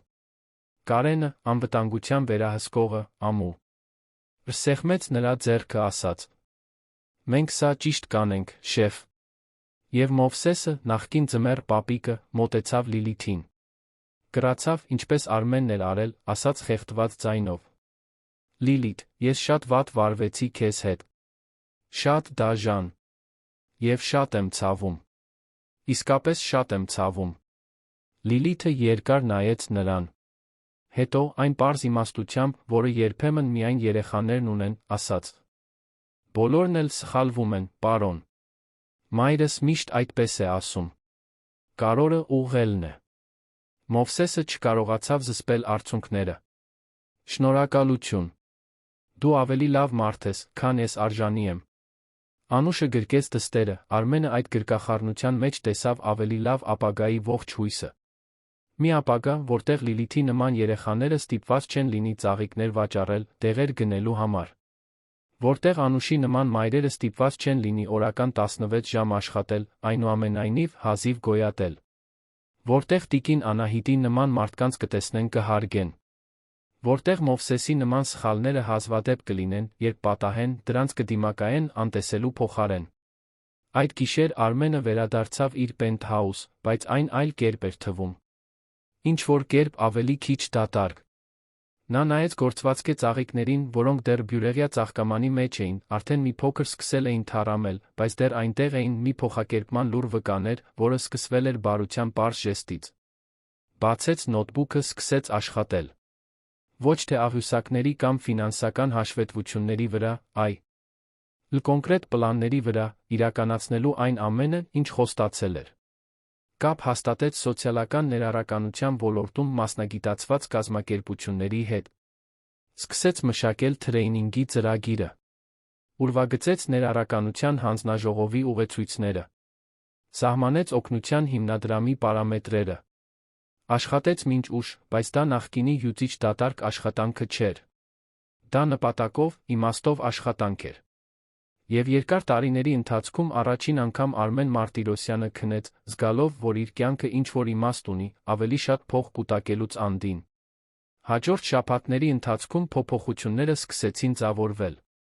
Թրեյնինգի ծրագիրը իրականացվեց ինտենսիվ նիստերով, որտեղ աշխատակիցները սովորեցին ոչ միայն տեսություն, այլ լսեցին իրական պատմություններ մարդկանցից, ովքեր խտրականության էին ենթարկվել։ Տիկին Անահիտը հրավիրված բանախոսներից էր, հուզմունքով պատմելով իր 15 տարվա անտեսանելի մաքրության մասին Արտրի կենտրոնում։ Ներառականության հանձնաժողովը ձևավորվեց բոլոր հիերարխիկ մակարդակների ներկայացուցիչներով։ Անուշը, կա.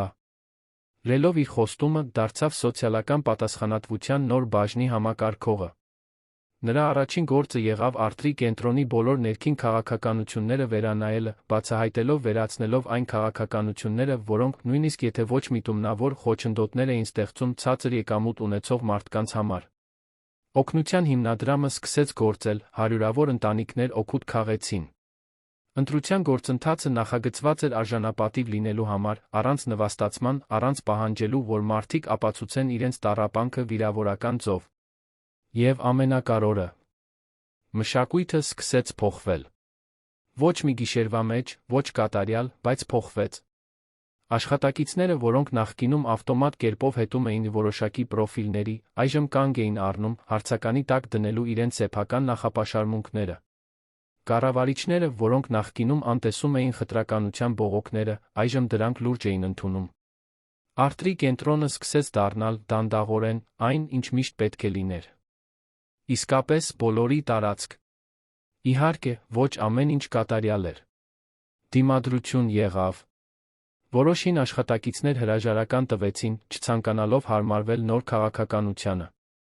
Որոշ հաճախորդներ բողոքեցին սոցիալական ցանցերում, որ Արտրի կենտրոնը կորցնում է իր ստանդարտը։ Բայց յուրաքանչյուր դիմադրության ձայնի դիմաց երկու աջակցության ձայն կար։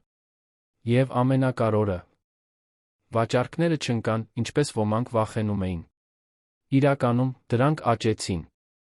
Որովհետև ներառականությունը, պարզվեց, ոչ միայն բարոյապես ճիշտ էր։ Այն լավ էր բիզնեսի համար։ Արմենն ու Անուշը դարձան անհավանական, բայց արդյունավետ գործընկերներ։ Նա նրան կապված էր պահում իրականության հետ, երբեք թույլ չէր տալիս, որ նա կորչի կորպորատիվ աբստրակցիաների մեջ։ Նա նրան տալիս էր գործիքներ իշխանություն, իրական փոփոխություններ անելու համար։ Միասին նրանք սկսեցին ընդլայնել մոդելը խմբի այլ արտրի կենտրոնների վրա, ստեղծելով մի շարժում, որը գերազանցում էր պարզապես Դալմա պլազան։ Լիլիթը նորից դարձավ երեխա։ Դադարեց ծաղիկներ վաճառել, որովհետև այլս կարիք չուներ։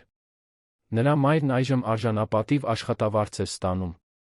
Նրա տատիկը հասանելիություն ուներ իրեն անհրաժեշտ տեղերին։ Բայց նա չմոռացավ։ Ամիսը մեկ անգամ Լիլիթը այցելում էր արտրի կենտրոն մոր հետ, ոչ թե վաճառելու, այլ մասնակցելու ներառականության ծրագրի գործունեությանը, պատմելով իր պատմությունը այլ երեխաների, ցույց տալով, որ նույնիսկ ամենադժվար իրավիճակները կարող են փոխվել։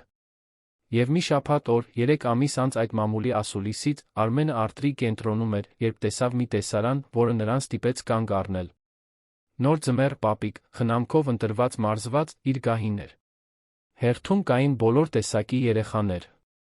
Ոմանք լավ հագնված, մյուսները ոչ, ոմանք հաշմանդամություն ունեին, մյուսները ոչ, գույների սոցիալական պայմանների մի ձիածան։ Եվ ձմեռ պապիկը բոլորին ընդունում էր նույն անկեղծ ժպիտով, նույն քնքշությամբ, նույն ուշադրությամբ։ Պարզ հագուստով մի աղջիկ, շատ նման Լիլիթին այդ ճակատագրական օրը, ամաչկոտորեն մոտեցավ։ Ձմեռ պապիկը կռացավ, նրբորեն բռնեց նրա ձեռքը հարցրեց. «Իսկ դու ինչ նվեր ես ուզում ամանորին, արքայադուստր»։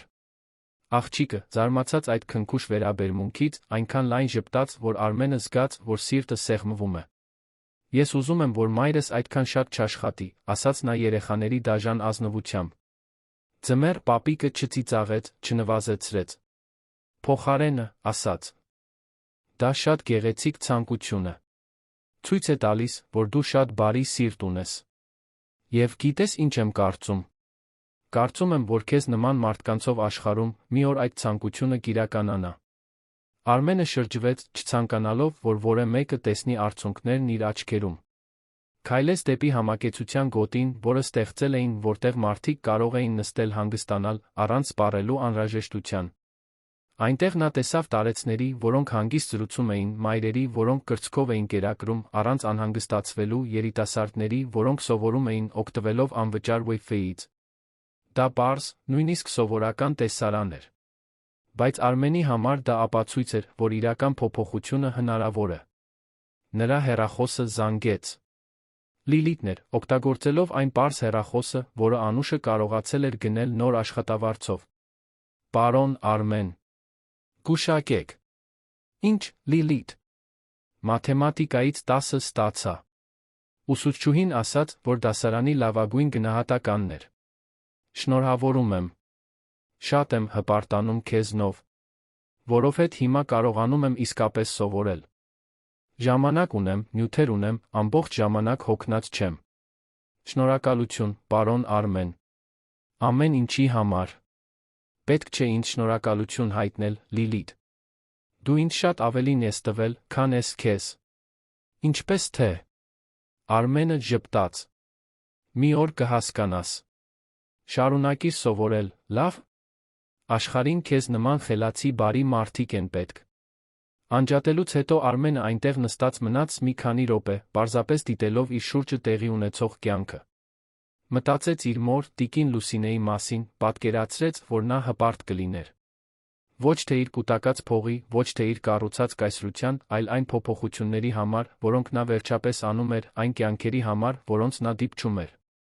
Ամանորը նորից մոտենում էր, 28 տարվա ընթացքում առաջին անգամ Արմենը չէր զգում այդ ծանոթ հակակրանքը։ Գուցե այս տարի նա նույնիսկ զարդարեր բնակարանը։ Գուցե հրավիրեր Անուշին, Լիլիթին տիկին Սեդային ընթրիքի։ Գուցե ժամանակն էր սկսել կառուցել այն ընտանիքը, որը նա կորցրել էր, ոչ թե արյունակցական, այլ ընտրության կապի։ Որովհետև, ի վերջո, դա այն էր, ինչ այդ աղջիկն իր գործվածքե ծաղիկներով սովորեցրեց նրան։ Որ ամենամեծ հարստությունը ոչ թե նրանում է, թե որքան ունես, այլ նրանում, թե որքան ես կարողանում հոգ տանել։ Որ իշխանությունն առանց կարեկցանքի պարզապես քողարկված բռնապետություն է։ Որ իրական փոփոխությունը սկսվում է, երբ դու դադարում ես վեր նայել, տարված ավելին ունենալու մոլուցքով, սկսում ես շուրջդ նայել, տեսնելով, թե ով օգնության կարիք ունի։ Եվ որ երբեմն ամենամեծ դասերը գալիս են ամենափոքր փաթեթներով։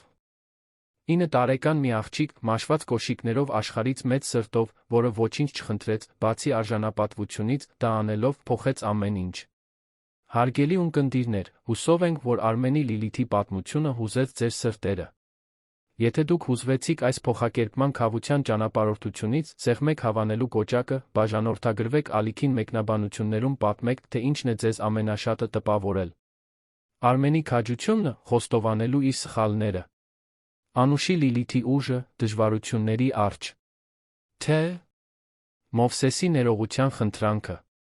Ամեն օր մենք բերում ենք այսպիսի ինտենսիվ պատմություններ, որոնք բացահայտում են մարդկային հոգու ամենախորը կողմերը, մեզ հիշեցնում, որ երբեք ուշ չէ փոխվելու, բարիք գործելու, ինչ-որ մեկի կյանքում տարբերություն ստեղծելու համար։